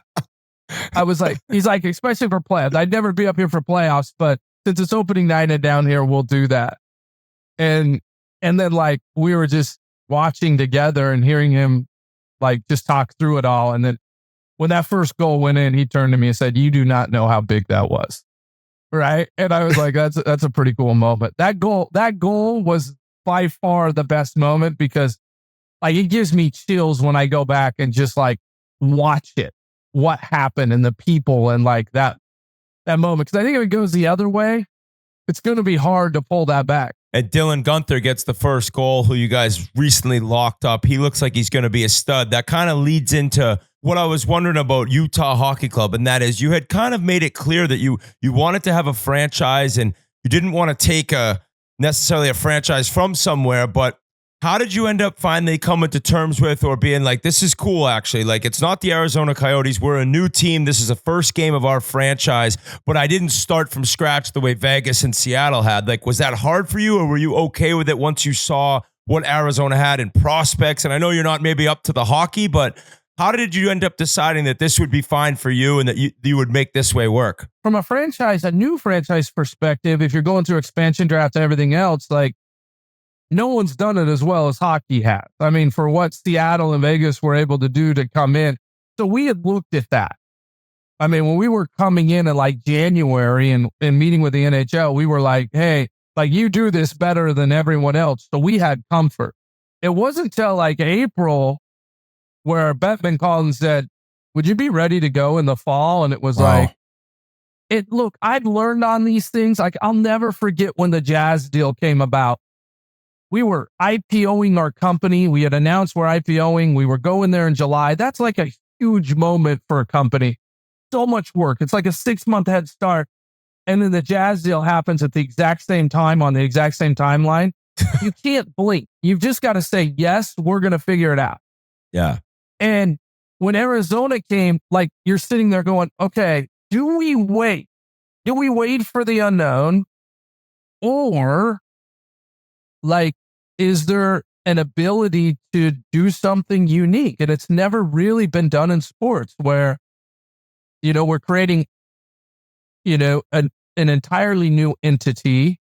There's really no history. It's like a hybrid expansion / you're not starting from scratch, but the team's so young that you've got a bunch of kids like Dylan and Donor that like are coming up at the same time. So they hadn't been with us a full year. Plus you've got a bunch of draft picks and a whole stable of kids that are like coming up. And also, I think for us, it was a little bit about the story of if the place was packed every night, like that would be a totally different feeling for these guys. And I think it all just, it's supposed to happen. I don't know what else to say. Like, for something this crazy to happen, like you just kind of look it up going, all right, this was the plan. I said at the time, like you were better off, I think, like especially with the prospects and like how that team was going. It was more the situation they were in, but to have like what they had already started building there, I think it was a win because all you see right away off the beginning of this season what they had, and it wouldn't have been the same. And I think owners are probably learning based on Vegas and Seattle, like, hold on a second here. Like, we can't make them this good right away. But they had no say over who you already had. And they also partly had an identity with their coach, and they all trusted in him. They'd all played together, and they were all, like you said, coming up at the right time with. And we were watching that towards the end, like the end of the season, the last couple games. And, it felt like even like knowing that it could be a possibility with like 2 weeks to go. I think they went on the road and like beat two teams that they had no business beating at that time, given the uncertainty they had going on, which was kind of crazy. I mean, it was leaking out everywhere that they didn't know if they were going to play or this or that. And they kind of just rallied together. And that gave us a lot of confidence that like, that's a group that knows what's up. Forget sitting on the glass. He could have had Gary riding the Zamboni. He's like, you got us out of a college rink. He's got the Zamboni or the mascot costume on, just really doing it all. So you mentioned that you were already talking with Gary in the league in January. So at that point, you'd already made up your mind that you wanted an NHL team. You said that they called in April and basically they kind of gave you an ultimatum saying like, hey, can you take this? Would you be able to take this team? How long of a period did you have to make that decision where you basically have to fork over $1.2 billion? Like that's if you're only getting a couple weeks to make that type of decision for that much money, that's a hard decision to make. No, it was definitely a bet. Like it was a bet. Like it's, I mean, you don't want to say it's gambling, but like we bet. Like we were full on like, okay, we're either going to, and it was kind of packaged together where it was a little bit like, we're going to try to figure one or the other out. You got to be okay with that either scenario. I don't think anyone knew until the last 2 days on what it would be. And if you would have told me at the beginning of April that we would have had a team and I would have been on the plane. I mean, we literally got on the plane. We found it. We got the phone call the 17th in the evening. We jumped on the plane that evening, or no, actually early the next morning, and flew down to Arizona. And we met in like the Marriott conference room where all these people had officially kind of heard the news and it had been told, and they had talked to the PA and everyone else. And we go into a room and it's like everyone's sitting down. It's like Ash and I, like we're walking in, and it's a little bit like they don't know what to expect. We don't know what to expect. There's no playbook. There's no playbook. And I mean, I've been through some gnarly stuff in 20 years of business. There's nothing like that because, a lot of these guys that bought homes, they're there. And so it was a little bit like, hey guys, like this is who we are. You just got to trust us. I just had one quick follow-up. Like, who put the bug in your ear about hockey? Like, I know I read up that you were playing roller hockey a little bit while you were growing your tech company. Like, what made you fall in love with the game and then ultimately decide to want to bring hockey to Utah? I mean, Utah has a pretty rich history in hockey. If you talk about, like, if you go back and you see like the Golden Eagles or the Grizzlies, like I think Ray Whitney and some of these other guys that all played there. And like, I actually played roller hockey a little bit. And I always thought it was fun. It was super fun. But we hadn't seen hockey here in a large scale in a long time. The one thing that Utah does have, though, we're the youngest demographic. And watching the Jazz, we have 70,000 kids that play junior Jazz basketball, which is like crazy if you think about it. Like, we ordered 70,000 little jerseys for kids this year. And so the youth movement is something that's envious of everyone in sports, because everyone knows, whether it's at Cooperstown for baseball or these little areas, that you can grow the youth movement. And, you know, I spend summer, that's where I met you, Biz, like up with a bunch of hockey guys. And I was like, whoa, these are amazing dudes. Like, they're just normal dudes. Like, this culture would fit really well in Utah. And that got me comfortable, like hanging out, playing golf with like nonstop hockey. I was like, wait, this would work in Utah. This fabric, the team aspect and learning about it, like, this is what we're about. And that got us at least comfortable. And then everything else, like, kind of followed, man. Like, but it was a blur. It was a little bit of a blur. And I think there was just a lot of hope that the fans and the community would meet halfway. And then when we came out, like, it caught us by surprise a little bit, like how much of a grassroots movement there was, how much like pent up demand there was, and also how different of a demographic it was than what we were dealing with hoops. That's awesome. So it was partly that and partly the fact that Wayne and Ray Whitney and Kelly Chase, Tyson Nash were getting in your ear at Gosser. We've talked about Gosser many a times on here. That's where you spend your time in the summer to kind of lay low and recharge. And there's tons of awesome guys there. So that's cool. That's cool. They got in your ear and basically bullied you into buying a hockey team. Yeah, I don't know that they like, man, it was a discussion. I remember talking with Wayne a long time ago, and like, to have the greatest ever be like so supportive at every level, and Ray and Kelly and all the guys, like, being able to be there, and then like having them be so supportive, but also them knowing I was definitely a 20 handicap at hockey. It's always fun though, like teaching people about the game, especially if they're interested in it. And you're obviously at another level, like owning a team, but guys enjoy doing that. But I kind of wanted to go to you personally a little bit, and how you started Qualtrics, I believe with your dad, Scott, and your brother, Jared, and you leaving BYU to begin that entire company and business. Like, what is Qualtrics, first off, if you can explain to people, and give me the story on how this came about. And I can't even believe, like, you must sit back and look where you're at now, and not even in your wildest dreams have seen this as a possibility at the beginning. Yeah, I'm not your conventional like story for tech. And I mean, I think one of the beauty about this country, at least in the US that we live in, like, there's a lot of folks who have kind of had this American dream set up. And, you know, I wasn't, like, as a kid, I dropped out of high school. Like, I didn't go to like the last 2 years of my high school, and then was just not, my parents split up when I was like right in that 14, 15 range. And like all the kids kind of, I have 4 brothers and a sister. We all kind of just went down our own paths. And, you know, I ended up going over to Seoul, Korea as a 17-year-old to teach English. So I'm over by myself teaching English for a year at 17. And then I was just like, life can't go like this, right? Like, this sucks. And then I ended up finding and meeting in the subway like 4 guys from Utah, and they were like happy and like weren't in the same spot I was. And like, I was like, whoa, I want to be like these guys. And I actually ended up turning my life around. I ended up actually going on a 2-year LDS mission to Mexico City. So I went from Seoul, Korea, 17 to 19 years old, lived for 2 years in Mexico City, learned fluent Spanish, and realized on my mission that like I was actually somewhat smart. Like I had good ideas and I knew how to work and I could actually study, which was totally contrary to what I believed about myself.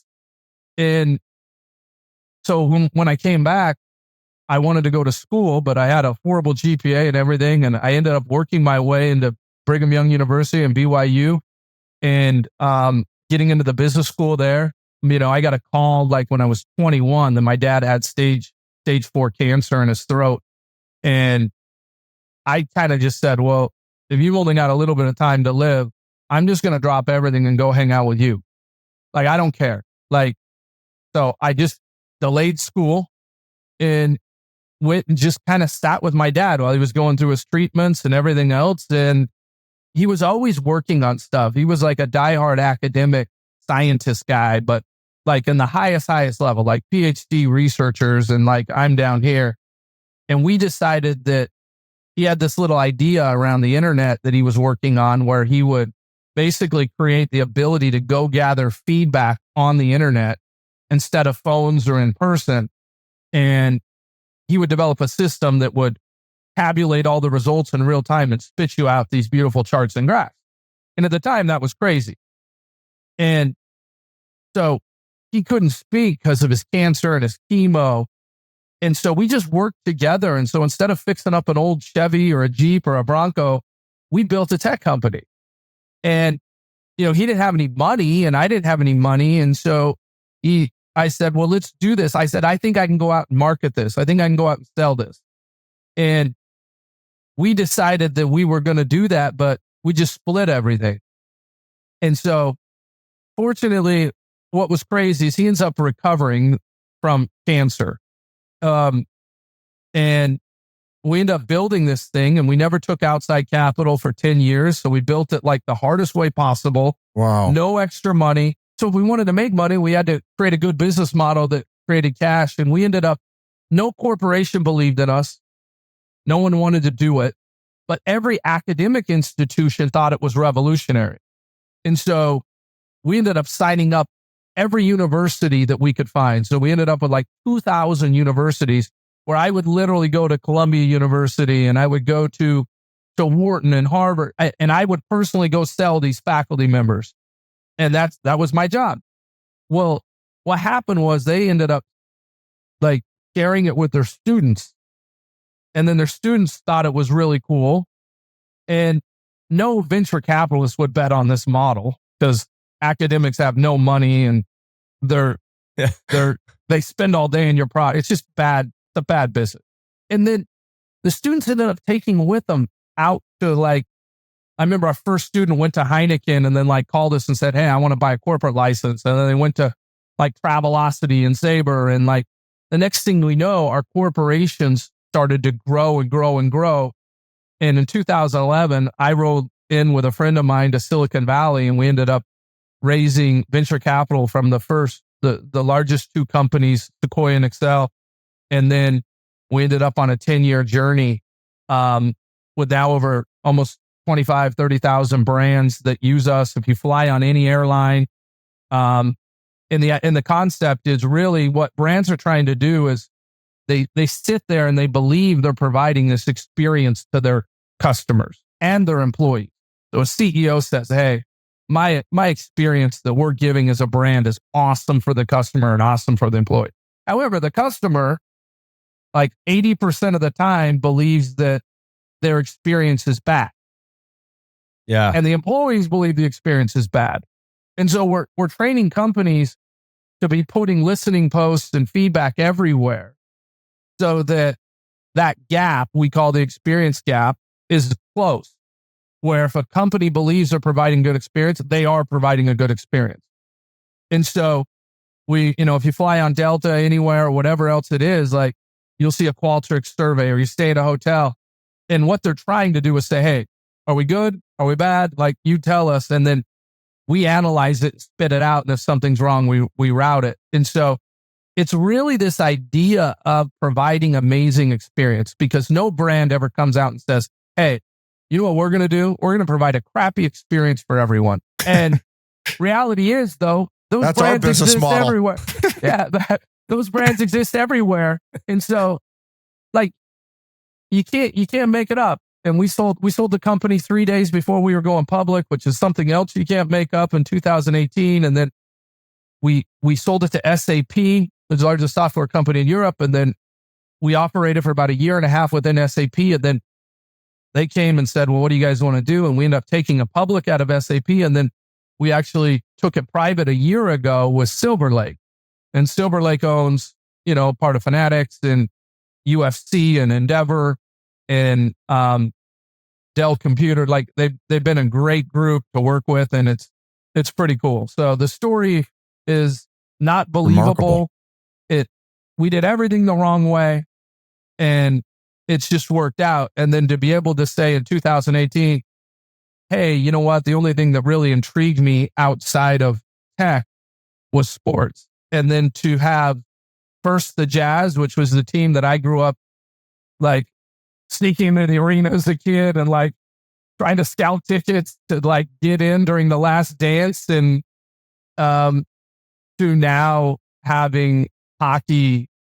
Like, you can't make this stuff up, man. Crazy. Like, I don't begin to think this is me or has any. I mean, something's in the cards, because in 3.5 years, you don't acquire or be a part of it. And so this is why I'm such a proponent of Utah, because if you actually think about it, all of this happened in Utah.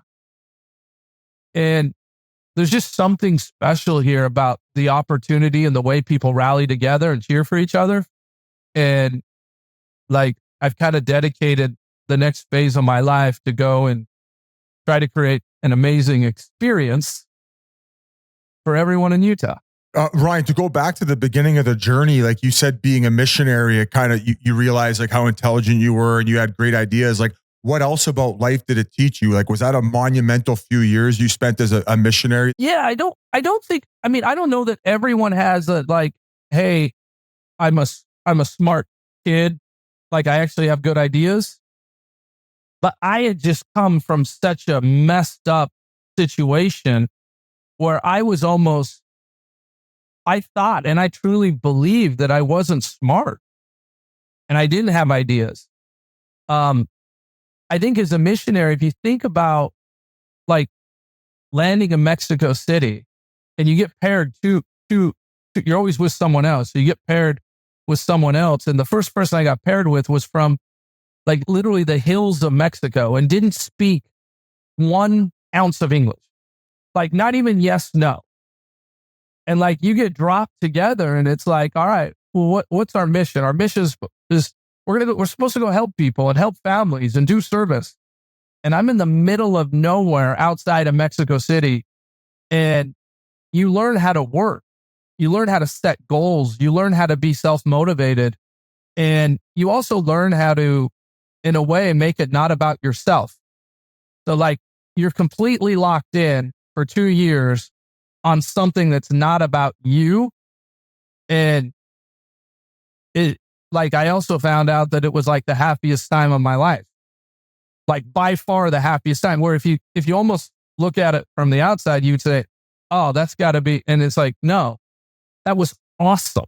This last week, I was out playing golf and the starter at the golf course, I was like, where are you from? He's like, I'm from Mexico City. And I was like, where? And he's like, he's explaining where. And I was like, bro, I lived there for 16 months right by your house. And like, this is like 20 years later. And I'm like, 25 years later, I was like, that's so freaking cool. Like you're my brother. That's awesome. That's an unreal story. What's also cool about the beginning of Qualtrics is, I bet your dad going through that fight against throat cancer, like him having his mind off it, starting that company with you, had to have something to do with him beating it and like being able to just get his mind off of the battle he's in, and then to see what it's turned into. Like, just an incredible story that I didn't know. I'm glad we asked you about it. Yeah. My other question would be kind of, and Biz had brought this up to me before, so I think he deserves credit, is now that you're in both and it's been quick in the NHL, What have you seen in the NBA that you're like, this works? This is unbelievable. Like, this is something maybe the NHL needs. Like, because the NBA has just done this insane job of just generating revenue and making the game so global. So I don't know how up close and personal you are, if you've seen anything the NHL could possibly bring over, even though the sports I think are so beer different. sales is probably a quick answer.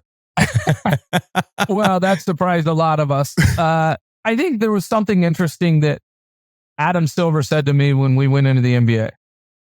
He said, we don't want you to check who you are and what you've learned at the door. We actually need that, especially being the youngest ownership group that we are. We need that in our sport.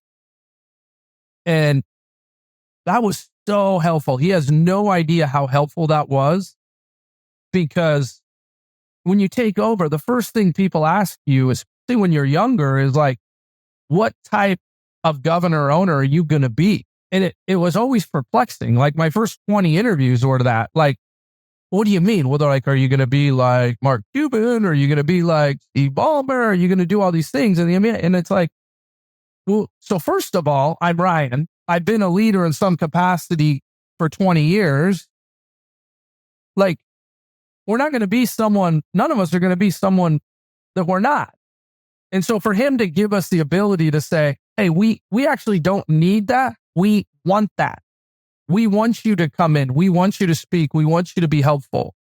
And so that was one kind of anecdote. And then the second was like, okay, coming into hockey, I believe hockey is where the NBA was 10 years ago from all the things you said. This is why we're so bullish on it. The world is going towards live events. Like everything. Look at T Swift. Look at every F1. Look at how all of this is happening. And you all know, I don't need to explain, like, and we're going through this where we're almost educating everyone. Every single person that's come to a hockey game, no joke, has told 50 people. In person, it's nuts. It's a different experience.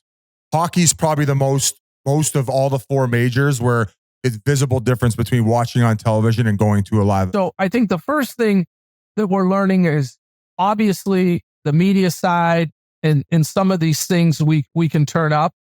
So we put hockey equal with our Jazz app, and then we created SEG Plus, where you log in and you can just toggle back. We have 26 games going on at the same time, and I'm getting blown up like, hey, I want the dual screen. Like, this is like, I was like, wow, these are good problems to have. Yeah. Right. Then the second piece of it is also, what can the NBA learn from hockey? One of the things that we're doing is we're truly making it one family. There will never be I believe, an organization, or there's not in sports, where we coexist the way that we coexist as one family. And if you think about the experience we're trying to provide, we've got a 3 or 4 year head start on the NBA, where we want people, when they come to Utah, that everything else off of the ice is incredible. Like, they don't have to worry about anything. We want their best years of playing here. And the reason why is because they're so freaking locked in. And we've already seen this in hoops, that when people come to Utah, they're mentally in a good spot, they're healthy, and they're locked in. And so how do we go and articulate and create that experience? This is a business we come from. And so we look at it from the player experience, the coaching experience, the family experience, the moving experience. We take a look at all these experiences and say, hey, how do we, what does it mean to be the best moving experience in the NHL? So someone moves here. What does that mean? How do we make that possible? Or the best family experience for a player's family. And so, like, last night, they had like family skate night at the Delta Center, and everyone was out there. Maybe you saw on Insta where you had a bunch of kids going at it, and like it was so much fun. And we're trying to do that for both organizations, and then do multiple events with everyone together. That's awesome. With our hoops guys. And so, I know we're playing tomorrow night. Like, we've got all of our hoops guys going, and then all the hockey guys are going for for opening night of basketball on Wednesday. That's awesome. And so, like, they need to feel that camaraderie. Some of the group things in hockey where, I'll never forget, we built this incredible suite underneath the arena, which is kind of a lounge, a club, everything, where every night, like, we all go, we host. And then when we leave, the hockey or the basketball guys can go and kind of have a spot to hang, spot to chill, spot with their guests and their friends. It's really unique. I remember walking in once and Gary's like, "This isn't going to work." And I was like, "Well, what do you mean? There's nothing like this in sports. Like, what do you mean this isn't going to work?" He's like, "No, in hockey, we put the tables together because we eat together." And I was like, oh, and I think Will on the Jazz side has tried to do that a little bit on the road with the players and incorporate that so that, it's not like this twice a year we have a players' dinner. And I think we can learn a lot on the NBA side from hockey about truly making it a little more collegiate. Right. I just kind of, you mentioned Mark Cuban, and before you hopped on and we were talking about what the NHL could gain from the NBA experience and growing the league.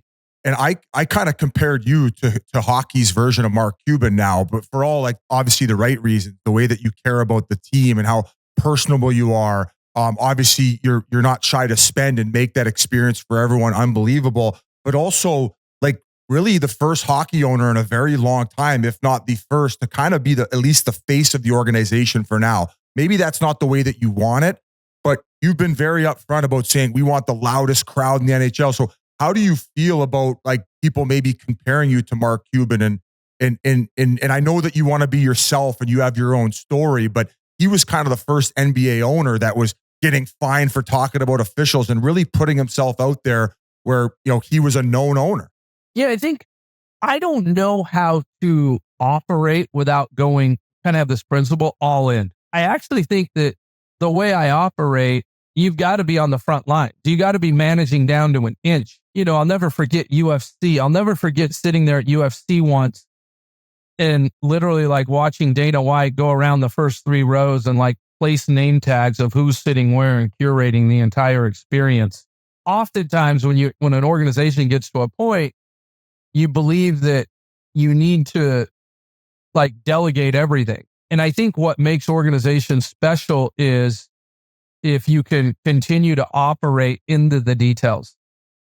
And there's a huge difference between being into the details and being too much and too controlling. So you're not letting the people below you do the job, or the people that you've brought in. Like in basketball, we brought in Danny Ainge, 18 years running the Celtics, 26 years in Boston, 10 NBA finals, played with probably 11 first ballot Hall of Famers, and won 3 championships. Like, you don't bring Danny Ainge in to not let Danny Ainge do his job. However, I want to be in every detail so that I know what's going on. So when he does ask me a question, I'm up to speed. And it's the very same as hockey. And so I don't want to be out there and have everything depend on me. I mean, Chris Armstrong is doing an absolutely incredible job. I think he's one of the brightest future executives in sports. He comes from a long relationship that I have with him, and we're brothers in this, and he's working great with Bill. And I don't need to be on that level. However, I need to understand everything that Chris is going through so that I can be of support to him and bet on him. And when you're not, and you're in our situation, you end up making really bad decisions because, for example, it gets loud out there from the fan base, you're not winning or this or that, and you make a rash decision with personnel and stuff like that. And if you're in the details, you know what's going on. You know everything behind the scenes. And so I'm extremely hands-on, and I think my partners and investors probably appreciate that because, like, they know that every detail is being covered, and we're really just working as a team. And I'm not asking anyone on the team to do one thing that I'm not willing to do. And I think that goes a long way. These organizations aren't big enough that you create some massive hierarchy where you walk in as like, hey, no, I want everyone when we walk in to just look at us, Ash and I, and our group as a team member. Yeah, part just of the another team. portion You want to of be the team. dabbing up the parking lot attendant, and 100%. yeah, I that's want awesome. that hockey vibe. Like, what I love about hockey is that, like, it's not I, it's we, and it's and I think that that's the culture we're trying to create. I think the guys feel that a little bit. I think that's so cool to hear, and obviously this came together so quick. So the Delta Center is this built for basketball arena. We talked to Spicy Tuna Liam O'Brien before the year. He mentioned what's being built, the practice facility, and how incredible that's going to be. What are the plans for the Delta Center? I've read a couple different things in terms of like in the summer doing some changes to the building, but what are the plans to make it a little better for hockey over the course of the next few years? Yeah, we have a 2.5 to 3 year kind of renovation time frame. Obviously, the rink's a lot larger than a basketball court, and one of the challenges and blessings that we have in Utah is that Delta Center is the steepest arena in the NBA by far. The sides really won't change. It's just how do we configure the back so that right now, if you're in the upper bowl and you're 2 rows back, you can't see over into our own goal.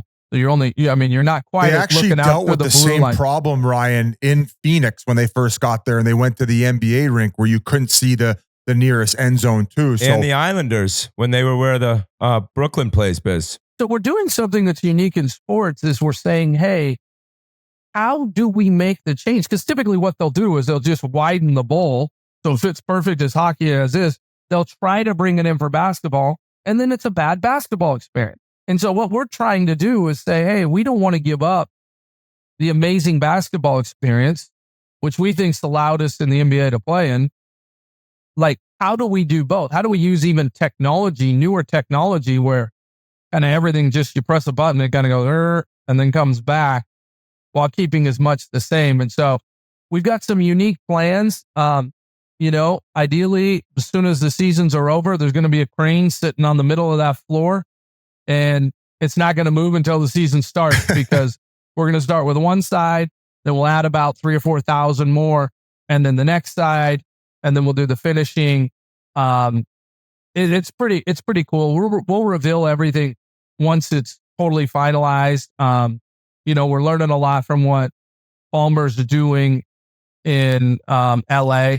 That's a pretty cool, like with that fan wall that goes all the way up in a bunch of other stuff. So, and then really kind of opening up that experience like we saw opening night with the concert and everything out onto the plaza and creating much more of a plaza, kind of reimagining a little bit of downtown and just investing in that area, put a new hotel and a couple things down there and working with the convention center. So it's really a city and a state and a county effort. But it's going to be popping a lot of nights a year. I mean, I think we're going to have 200 nights a year where something's rolling. do you have a favorite, like a favorite player on the team yet? Like, I mean, Kells has obviously been around a while. He's the captain now, but do you have a soft spot for one of the guys or maybe a player that your kids gravitate towards? Because I saw you had two boys and they're probably going to start playing hockey soon. I hope they do. They're a little, it feels like they're a little late, but Ed Jovanovski never played hockey, I believe, till 11 years old, and he became the first overall pick 7 years later. Yeah, I think, look, I mean, I've spent more time with Kells probably than anyone just because it's easy because we're like, hey, bro, let's go golf. And like, that's kind of like he flew out and like we did he's that. Nasty too, isn't he? Oh, he's a stud golfer. And so is Schmaltzy. Like they both they're great. They're great sticks. And that always makes spending time a lot easier because you're like 5 hours with someone. And, you know, to see him being named captain was super cool. Like, especially like in the way that they lead and what captaincy means in the NHL is also pretty awesome. Like, because it's not easy. There are rules and responsibilities and like heavy lifting, and especially in a new spot where, you know, if they all want to go to a game together or something, it's like, okay, I'm going to order the Sprinter vans, meet at my place. Like true leadership. Like, it's not like, hey, say something in the locker room every once in a while. Like that's not what captaincy means. And like, I think it's pretty cool how that's happened. But, I'm trying to get to know everyone. I mean, we've got 7, we have 5 new guys. We got 2 guys that came up. I mean, my first sit down with someone was obviously Dylan when, he was driving up to drive home. He just jumped in a car, put some books on tape or whatever, and like started driving up, and we sat down and we had dinner, and like, me and Armstrong, and it was like, hey, he's a big priority for us. And to get Gunner tied up and like locked in for the next 8-9 years, like that's pretty incredible. I know you just spent 1.2 billion, but we're going to need another 60. That's good. How do those conversations go like that? Let me check my drawer. Yeah, let me check my ashtray. It's just assumed. Like at this point, it's assumed. Nowadays, when jerseys and new jerseys come out, it seems like people love to hate things, but your jersey and color scheme has kind of popped off where they look phenomenal. Both sides are great, home and away. How did you guys come about like picking those colors and moving forward? I mean, the announcement will come about the nickname. It's got to be pretty cool to see all the love for the new jerseys. Yeah, I think look, we've learned a lot with the Jazz. It was great to be able to start from fresh. I'll just say that, like, and then kind of have the leagues work with us quickly, and the brands. Fanatics done an amazing job of doing this, because if you think about it, we probably didn't get around to this until, May and June, because there was other things. There was bigger rocks we had to tackle, and Chris Armstrong, in the level of detail that he's had to go into, and we hired Doubleday and Cartwright. They've been awesome. I mean, they've just been a partner throughout this whole time, saying, hey, we're going to get this right. And really what we said is, hey, we're not going to know the name. We're not going to know all this. That's not going to happen until next year anyways. We don't want to take away from the player experience this year. Like, we truly want this to be about this team and the players, and just truly enjoy that, as opposed to be worried about us dropping a bomb in November about the name or something like that, because that's not what, it's not going to change anything. We're not going to be able to go till next year anyways. And so let's enjoy the Utah Hockey Club and the team, and there's something powerful with it. And the color scheme, if you actually think about the new Jazz jersey, there's a little bit of overlap in that baby blue and the black. I will tell you one thing. I can't believe how many people are wearing those colors. Even if they're not wearing branded material or branded swag, like, women are wearing that blue to the game from their closet. And I'm like, this is it. Like, this is it. When you don't have the gear yet, you're still rocking it. That's cool. And I haven't seen that as much since I've been in the NBA as the way that is. And so I think they landed on something. It actually matches Utah. It seems like a wonderful place to live. And also, I guess, with Utah on the front, to pay homage to a place that's brought you so much happiness as well. And you talked about that community, and it's kind of like an undercover state. It's growing like crazy from my understanding, even from a lot of like the tech people going there. I mean, Silicon Valley's very expensive, and it's a cheaper alternative that's beautiful and not oversaturated. Yeah, it's the fastest growing state with the youngest demographic, #1 for business and lowest unemployment. And if you're someone who wants to increase your socioeconomical kind of position, it's #1 for upward mobility. So if you come to Utah, you have the best chance in the United States at increasing where you sit from an economic standpoint. Guess I'll have to buy a place. Yeah, and that's what we're betting on, right? And so there's a lot of tailwinds going. I think having like a #2 or #3 tech ecosystem in the country has really helped that. And I think it's easy to do business. And so that's what we're betting on. So we got a lot to do. A lot has come, but I think, like, if you would have told me that we would have had the month that we've had so far, I would have been like, this is crazy. I know you probably won't answer it, but I'm just going to say, I think it should be the Yeti. Like, I think that's I love the Yeti. If you look at the mascot, like the possibilities and how fun you can make it. And it's like lovable and fluffy yet ferocious. I think Yeti's the play. Another random question. What was the worst purchase of your life? Considering you obviously sold that company for what you did. Like, obviously you've made some great investments, but what was the worst purchase of your life? Oh, geez. I don't know. The desktop he has that isn't working right now. Yeah. I mean, I don't like to buy a lot of things. Like I just teams. don't. Just teams and shoes. Yeah, shoes and teams. But I'm not a big car guy. It's got to be a golf club membership somewhere that I never use. Definitely. But I'm much more of an experience. Like, I like to go places and do stuff and do fun things. And I'm sure I made some stupid ones. I remember the first time we raised venture capital, we got a little bit of a windfall, and I went up to the mall and bought a Toomey luggage roller that I still have. And I was like, really? I look back and I was like, really? That's what you did?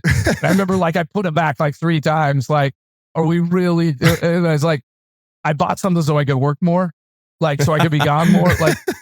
I'm like, me and my wife up there, should we do it? It was like $345. And I was like, you just, what are we doing? You literally made it back in interest thinking about the decision. But I got 5 kids and we're in it. They're 8 through 16. And we're just trying to deal with the same stuff everyone deals with kids in high school and sports and growing up and trying to do the best you can while raising them in this crazy freaking environment that I couldn't imagine what it's like, and growing up in the NBA and in the NHL, and no playbook, man. It's a crazy world. So you just do the best you can. And Ash is amazing, total rock star, and supporting and doing her own thing. So it's fun. It's an incredible story, and your personal story, and then this new team coming from somewhere that was just really hurting with the whole situation. So congrats to you, man, on everything in your life. And we appreciate you coming on. Well, we've been super lucky. I've got incredible partners who aren't from Utah, who we grew up with in tech. I mean,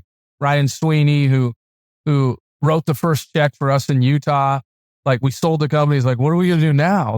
We're not together anymore. We sold the company. And it was like, I want to do sports. And he's like, all right, I'm in. And then Mike Cannon Brooks in Australia, and D Wade, and it's like you get to do it with people you love and you want to be a partner with, and those guys at Excel Partners believed in us the whole time, and now we got to go have fun together, and it's pretty cool. Well, it's an amazing story, and we can't thank you enough for your time. And all right, guys, I'm going to try to get up there and get to see a game live, so I'll hit you up. Let's go. Yeah. Would love to enjoy the experience. Come set up from there, man. We'll roll it out, and Chiclets trip, whenever you guys want. Chiclets trip. Right. Let's go. Love it. All right. Love it. Thank you, Ryan. Thank you so much, Ryan. Before we go any further, I need to talk to these guys about Sport Clips, the place that Elliot Fish should have gone to not get his bowl cut. He went to some random place. We know it can be intimidating. I don't know what he asked for, but that can be intimidating for anybody, not knowing what to ask for, and wondering if your stylist can be able to deliver a great haircut. And there's good news. Sport Clips stylists have been specially trained in the nuances, yes, all of the nuances of men's hair, taking the worry out of getting a bowl cut like Fish. So whether you're able to get a tight fade, a slick back mullet, like Trevor Zegras showing up to Anaheim training camp, I'm sure Verbeek was thrilled about that one, or you're just thinking of looking like Patrick Mahomes, but Sport Clips stylists are here to do whatever you need to feel confident. Nothing says confidence like a great haircut. And nobody, and I mean nobody, Whit, does great haircuts like Sport Clips. It's a goddamn game changer. Thank you very much to Ryan Smith, first owner we've ever had on. Hopefully there's others, and a really cool story about how Qualtrics was created and what he's done with his life, and being in South Korea and then Mexico. An awesome story, and very easy to talk to, Biz. Like I mentioned, a normal billionaire. I guess there's one out there, and what he's done and how invested he is, not financially, but how invested he is with that city and that team and making them good. It's really cool, and it's great for the league. So I love that. And also the fact that he said 70,000 kids signed up for like intramural basketball or like the development program for basketball. You got to think at a certain point, the hockey numbers are going to be through the roof, and just growing hockey in a new community. And it's incredible to see. And like you said, his story is remarkable. We're grateful that he was able to share it with us. And I think that the league needed an owner who was vocal and had a presence in the media and a way to connect with the fans too. I think that's important for the league. And I wonder if you'll maybe even see more of it. Like who would you say besides him and probably the most well-known owners? Like Leonis would probably be a name that comes up, but he's not as vocal and as out front of it as maybe Ryan Smith is. Is there anyone else that pops into your head when talking about it? I think that Vinny Viola in Florida, while being like a little private, and I think what he's done with the Panthers and bringing in all of these West Point grads and like what he's built there is at least an amazing story. Like not necessarily in the public the way Ryan Smith has been, but somebody that comes to mind of like, wow, this guy's completely changed a franchise. And agree, like all the people that he's brought on board and like the sense of community and the work ethic and how they were able to turn that franchise around so quickly. That's a great point, Whit, but just great to see. And we can't thank him enough for his time. And we hope you guys enjoyed that. And maybe we'll get more owners on in the future. I know that we've reached out to the commish, and we might be getting him on for an interview pretty soon. We just had to went to the dock side. We had to scrub every Kim Jong comment off of the internet. What are you talking about? Yeah, exactly. What are you talking about? It's like the Men in Black light they give your brain. See ya. All right, going around the league a little bit. A tracking device on my ankle and like a zap collar. Anytime I say anything on the TNT broadcast, like Russia should be in the 5 nations. You're like, but what about Ovi? Kucherov's an assassin. Sergachev looks good. Speaking of assassins, I got the red dot on my forehead. If I say it one more time, done.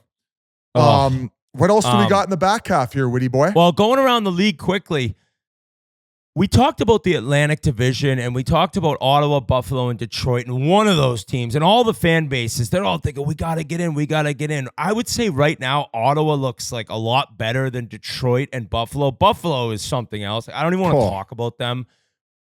Detroit has issues. Detroit has basically a start that nobody wanted to see. And granted, they are only, I believe, right now 2-3. So it's not a full-blown disaster. Trade everybody. 14, what? Trade them all. They have 14 goals for, 17 against. The news is, though, this is, I think, reported by Larry Brooks that there's a chance that Newsy Lalonde, Derek Lalonde, could at some point be let go. We had him on the pod. Awesome guy. Great person. Fun to talk to, but it just seems like maybe it could be a need for a change there behind the bench. I don't know like how dialed in Larry Brooks is with Detroit, but he mentioned Joel Quenneville possibly being an option. I don't know what's going to happen, but I know that Detroit needs a good start. Detroit cannot be in the situation they were last year where they went on this run and they had a chance to get in and they just came up a little bit short, but it's like we need to see more. We need to see Detroit being in a playoff spot all season and improving from last year. And I don't know what you think about that team. I don't know where you think they're weak or what you think about Newsy Lalonde possibly being let go at some point, but they're not where they wanted to be after 5 games. And it's early. It's early. Yeah. I mean, it's evident they need a cornerstone goalie. They haven't really, they don't have that position figured out. They have Costa, I believe his last name is. He's a big goaltender, about 6'6", 6'7", came from the Edmonton Oil Kings. I don't know how he's playing in the minors and maybe when he will be ready. Then they have the kid at Michigan State too. Correct. Trey so they have Augustine. a few in the so pipeline. It's like they have prospects, but they need something now. I would say the fan base is probably getting a little bit impatient. I just don't think they should rush anything. I didn't have them making playoffs this year. I think that next year will really be when the pressure will be on to make that next step. I think that one more year of leniency, especially at the fact that signing those 2 cornerstone players in Raymond and Sider to those deals and getting them locked in at fairly reasonable numbers. I think that might have kind of loosened the collar, so to speak, on the Yzer plan. People might think I'm crazy based on that comment. I just think that the future does look bright and the pieces that they do have locked in. The other thing I was going to mention regarding this talk, I have no idea about the potential of moving on from Newsy Lalonde. I hope that doesn't happen. He's a friend of the show. I'd like to see him get a little bit more leniency based on the personnel that they have. But I got a bizarre text, DM, excuse me, from Larry Brooks. Like, I never communicate with Larry Brooks. I follow him. I love how he stirs it up. I love the antics that he's got in with torts. On Twitter? This is on Twitter? This is on Twitter. I get a DM out of nowhere from Larry Brooks going back to Thursday, October 10th. So if I you see gave me Larry 5 Brooks. years, I wouldn't be able to guess what this says. The last time he DM'd me was in 2021, October 23rd, and it was ha ha ha ha ha. That was it. Nothing else. The Rangers must have won a big game or something after you chirped them. Must have.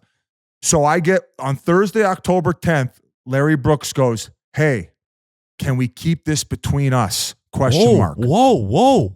Can we keep this between us? So I'm thinking, oh God, this guy's about to break the biggest news going. Did Shesterkin extend? Is he getting $13 million? Have they traded Trouba?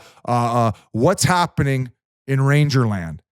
So I wrote this conversation, question mark. Yeah, of course I can keep it private. Yeah, sonk. He goes, the moment has passed. Catch you later. Regards to your teammates. And that's it. So I wrote question mark. What's up, Larry? You had to respond. When did you respond after that day? Right away, bro. I'm wondering what the fuck does he got? I'm like, what? What's Larry Brooks gonna? What spicy take or news is he gonna deliver me? Like, is he going full rumor boy on us? And the moment he never passed. replied. I wrote back question mark. What's up, Larry? And he didn't message me back. Now, I would love to get him on the podcast to hear what he has to say. So even today, after knowing I was going to mention this on the podcast, I go, Larry, what's up? What did you I go, why did you message me that? So I'm waiting for a reply from Larry Brooks to spill the beans on what what juicy gossip he's got for the boys here at Spittin' Up on Yourself podcast. So Larry, the offer is out there. Come on the pod. You don't have to say what the secret was, but we would love to just get you on and pick your brain about all the nonsense you've created throughout the years, and we love you over here at Spittin' Chiclets. He's my Eastern Bob Stauffer. Now, that might be the moment has passed is very funny, though. It's like, buddy, I had something for you. Like, but you texted me 7 seconds ago. Let's call on G here. Like, G, what do you think of that message? Like, is it rude for me to have read that? He didn't really spill any of the beans that he was talking about this private conversation. No, absolutely not. You didn't say anything wrong. I think he was going to tell you that Quenneville's going to the Red Wings, but that's a story for another day. But why would he not keep that for himself? Because he wanted Biz to be the idiot, to break it, and then maybe it doesn't come true. But he's like, I'm going to throw this shit at the wall, and Biz will catch it. I am an idiot.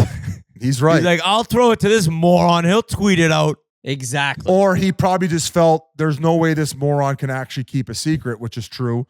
And that's why he was like, I had second thoughts. Yeah, this was a test that you just failed. But it's funny. Oh, no. Oh, no. Larry, shit. come back. Larry, come back. Oh, my God. Staying in the Atlantic, Elliot Friedman is reporting that Sam Bennett is in talks with the Panthers about a new contract. I mean, a no-brainer. Absolute, like, assassin in the playoffs. The guy is a machine, and he constantly is just pissing people off while scoring big goals. Playoff Sam Bennett is a real thing. I think he's in the last year of a 4-year deal. He was making $4.25. Maybe you could look. Oh, I got it right here. That's a bargain. 4.425. He's been making. This is the 4th year of that deal. I don't know what his next contract could be. He is. I would give him right now? What I would do if I was the Florida Panthers is I would give him term, and I would just keep his AAV down because I think he's a perfect second line center. And even at the end of it all, if he has to play third line, imagine having that fucking guy breathing down your neck as a checking centerman. He kind of already is that in that second line role where he's Bennett the Menace and he could provide offense. I think that you could probably lock him in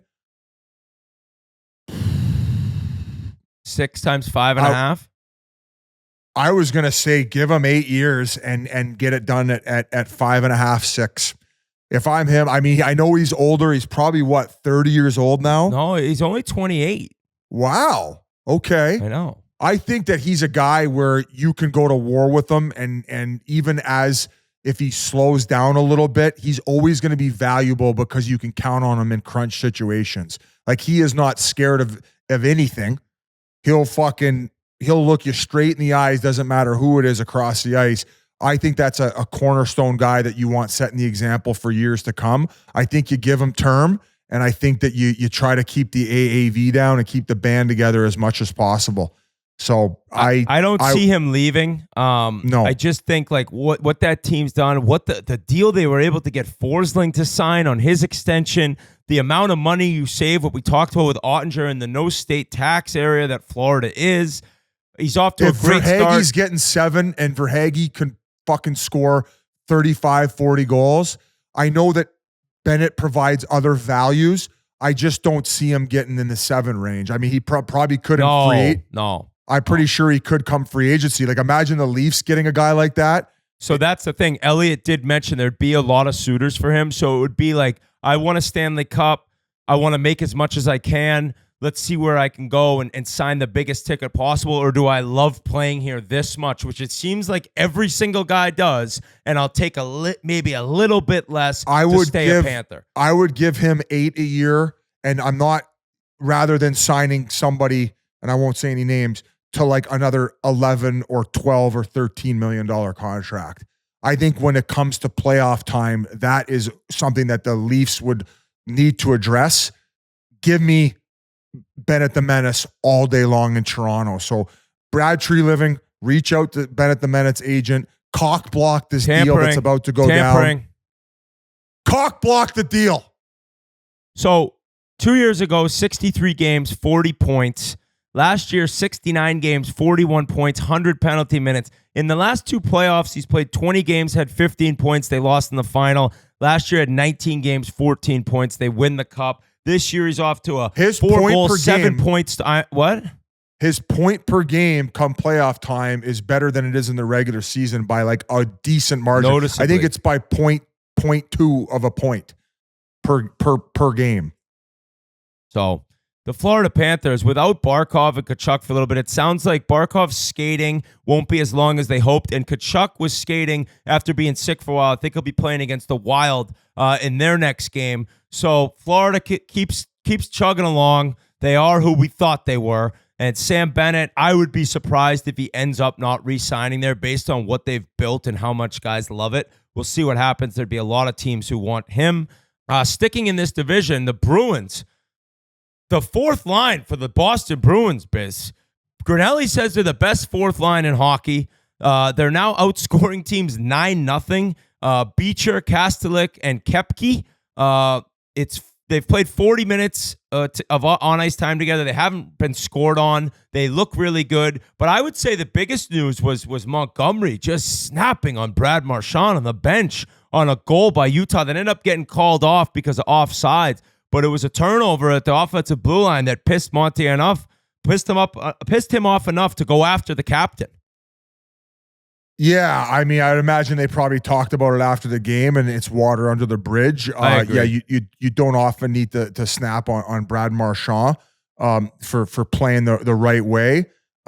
Pete's at the blue line. Coach is pissed off. Get that puck deep. Set the example for the rest of the lines. Everybody else is doing it, including the rejuvenated Marleau line, because that was the name of the line, the last great fourth line for the Boston Bruins, which was Gregory Campbell, Sean Thornton, and Dan Paille, and that's when they won their Stanley Cup. And the reason they were called the Marleau line was because they had the Marleau jerseys in practice. And I'm sure they liked the vino because of Sean Thornton, right? Yeah, exactly. Is that why it all went down?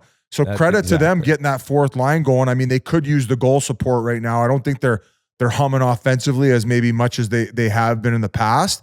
But a nice kick in the arse for the team, no doubt. So shout out to the stick taps, as they say, for the fourth line for the Bees.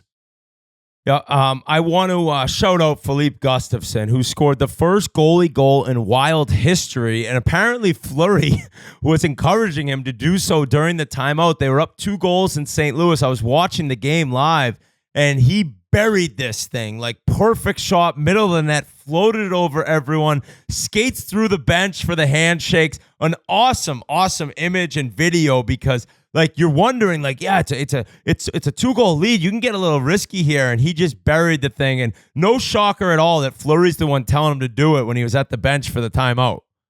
That's so good. I like that when that story came out. Of course, Fleury had his mark on it, so he couldn't have been happier when he was going through the handshake line. You could just see all the white jibs on the bench going nuts, like just like a moving mouth. So shout out to Gustafsson. That's very cool, and I didn't realize it was the first in their organization's history. So and I really like this Wild team, and I had a couple of responses to my tweet about liking what they're doing, and that they haven't really played anyone yet. They beat Columbus twice, but it's just different than last year, it seems. Like, yeah, you remember Dean Evanston lost his job, and then he loses his job.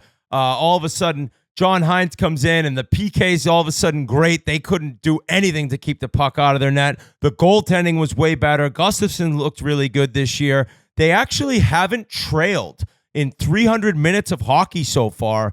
They have not trailed in regulation. It's the 4th longest streak in NHL history to begin a season without trailing in a game. So I think Kaprizov's the biggest part of all this. He's such an incredible player to watch. He's so fun to get to see play. Spurgeon's out again. I hope that's not serious. Matt Bolt, I know, dude. This guy's had such a hard time. What was more impressive than Gustafsson's goal was Spurgeon's Halloween costume. The Ali G. What was it? Ali G. Oh. And then his wife went as the no regrets guy. There's the picture. G's got it. G's got it up right now. Let me see. Hold on. I got to click back on. Oh, wow. It looks That's unreal. Shit. Old school Ali G was so funny. Oh, God. Oh, when he was on the farm. Oh, there's some classics. Kind of like a newer age Tom Green, I guess, a little bit. Like, just fucking like with that. people. Yeah. The way that he's able to fuck with the people during the interviews is just remarkable, how he's on his toes and how he's able to trick them.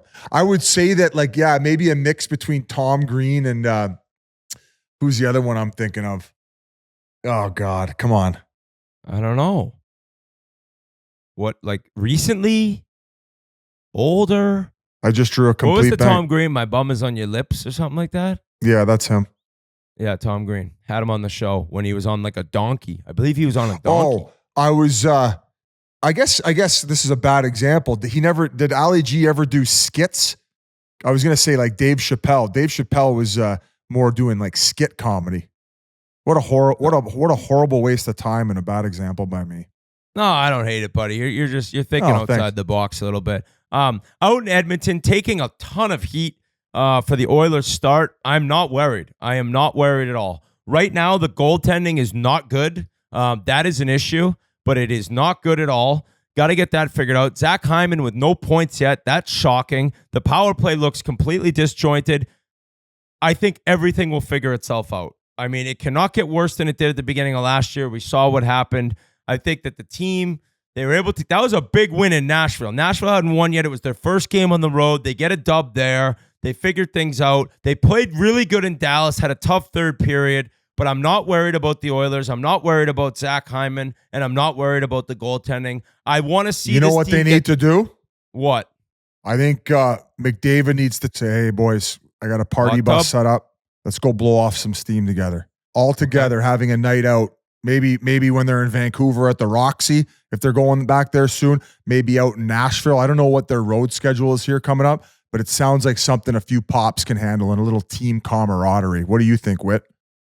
I wouldn't hate it at all. Sometimes playing guilty as a group is exciting and fun. And I mean, Tuesday night, dude. Tuesday night, we have the Edmonton Oilers against the Carolina Hurricanes. Okay, that is a big test. Carolina's coming in.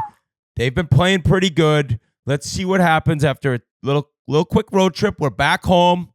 Got to get things figured out, but I'm just going to say I am not worried at all. Tuesday night is also the second annual, what is it called? Frozen Frenzy, which last year, or tonight I should say, sorry, it's Tuesday. Last year, all 16. I didn't have a ton of expectations. It was awesome. It was unreal. It was Buccigross, Kevin Weeks. I forget who else was involved. Every team's playing in the league, all different start times. The games, they're flying around. It was great. I remember saying on the show after, like, they got to do that a couple times next year. I don't know if they have plans for once more after tonight, but it's great. You get to see everyone play, and you get to be on ESPN. All the highlights ripping. I cannot wait for that. Exciting time in hockey as the season begins, and we get to see the second Frozen Frenzy. I guess we can kind of finish this thing off, Biz. The ECHL has announced an expansion franchise for Greensboro, North Carolina to begin play in October 2025 as the 30th franchise in the league. The team owned by Zoyer Sports, which owns the Jacksonville and Savannah East Coast Hockey League franchises, as well as the AHL Charlotte Checkers. Greensboro has a long hockey history, from multiple iterations of the Generals to serving as home as the Canes during the Raleigh area construction. So just growing hockey down south, I love it. I love that. I love the way you're such a good reader. Well, yeah, I mean, I did my fraction work in like 6th grade, and then I moved on to reading, and I'm able to read pretty well. I just marvel at the way you're able to do our ads and just like over the course of hosting a podcast, be able to look down on your monitor and just like belt out whatever word.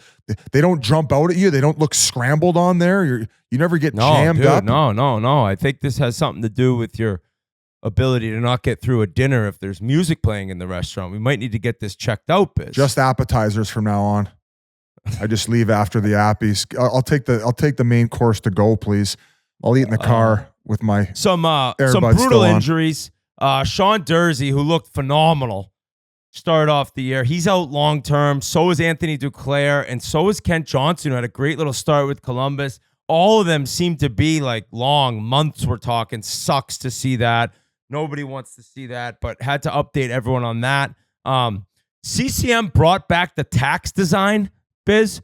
I don't know. I saw. They look awesome. I've been in touch with a guy at CCM. He's sending me a pair. No. For these. Can I get a pair too? Yes. You know what? They're sick. So I think next week will be the first time I record a podcast in my actual office at my home. The Wi-Fi wasn't working, but like behind I have like artifacts and things that I've collected along the way. And CCM was nice enough to send me, not only when they did the last Olympics, they sent me a Team Canada pair of skates, but they also sent me the Willie O'Ree ones, like the diversity skates. So I have one of the skates. I kept the left of each one, and I actually gave my buddy Rafi. He's got him in his memorabilia room. He's got one of each too. So it's cool. They've sent me skates before, and they're incredible. I love what they do, and hopefully I can get a pair of these new tacks, because I would also like to start jumping on the ice a little bit. Maybe even if it's just to coach, or maybe even go to like whether TNT wants to send me or whether we do it for Chiclets, like go and join like team practices and maybe get to do drills with guys and jump in and get back on my blade. So I would love to get a pair of the old school looking tacks because the nostalgia and just the way they look, they're incredible. Shout out the Calgary Flames. We're going to maybe go into them. I don't mean to sound like a grumpy Oilers fan, but like amazing start. I don't think that Calgary's going to make the playoffs, but still like happy for those fans.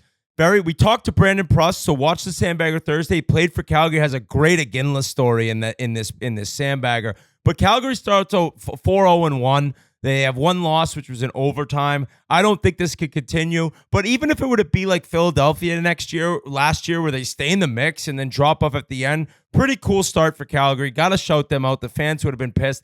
And we'll go more maybe into Elias Pettersson, who did have an assist on Saturday, but he has one 5-on-5 goal since he signed his extension with Vancouver, including the playoffs. That is nightmare fuel stuff. Ooh. He looks like lost and not interested. 11 million. Stuff to talk about for next week. We will inform people on that stuff. Because we're not covering Calgary much this pod, if they continue this success by the time the next pod rolls around, I feel like we should have our Battle of Alberta insider, Mike Commodore, come on, or somebody to represent Calgary to highlight this amazing start when nobody thought that this was going to happen. Nobody thought they would be the best team in Alberta out of the gate, other than myself, of course. Okay. Yeah, sure. Thank you so much. I want to promote the breast cancer awareness merch that we have. barstoolsports.com/chiclets. 100% of the net proceeds go to the Breasties Foundation. Biz is rocking the hoodie right there. It's beautiful. G Shout gave out me to one G. as well. Great Alana. merch there, and for an awesome cause, for an amazing cause. Shout out to Breasties, and shout out all you listeners. Another week down in the NHL. We will be back with next week, Thursday, 11 a.m. Sandbagger from London, Ontario at Redtail Golf Club, an incredible place with Brandon Prust and Robbie Schremp, former Memorial Cup champs with the London Knights. I watched it. I think it's one of the funniest ones we've done. I laughed out loud multiple times. Shout out Pasha, did an amazing job. So hopefully everyone enjoys that Thursday at 11. And I hope you enjoyed Rob Brown and Ryan Smith in this entire episode. We love you all. And one last thing, thank you to the crew, the whole crew who filmed the Sandbagger, Fishy, all the boys, Logan, obviously G helps out as well. And also stick taps to the Game Notes Game Notes guys. They had their first pod last week. It's live on the YouTube channel on Fridays. I believe it's at 11 a.m. Eastern time. They got their own social media channels now, so you can go check them out at Game Notes on Instagram, Game Notes on Twitter.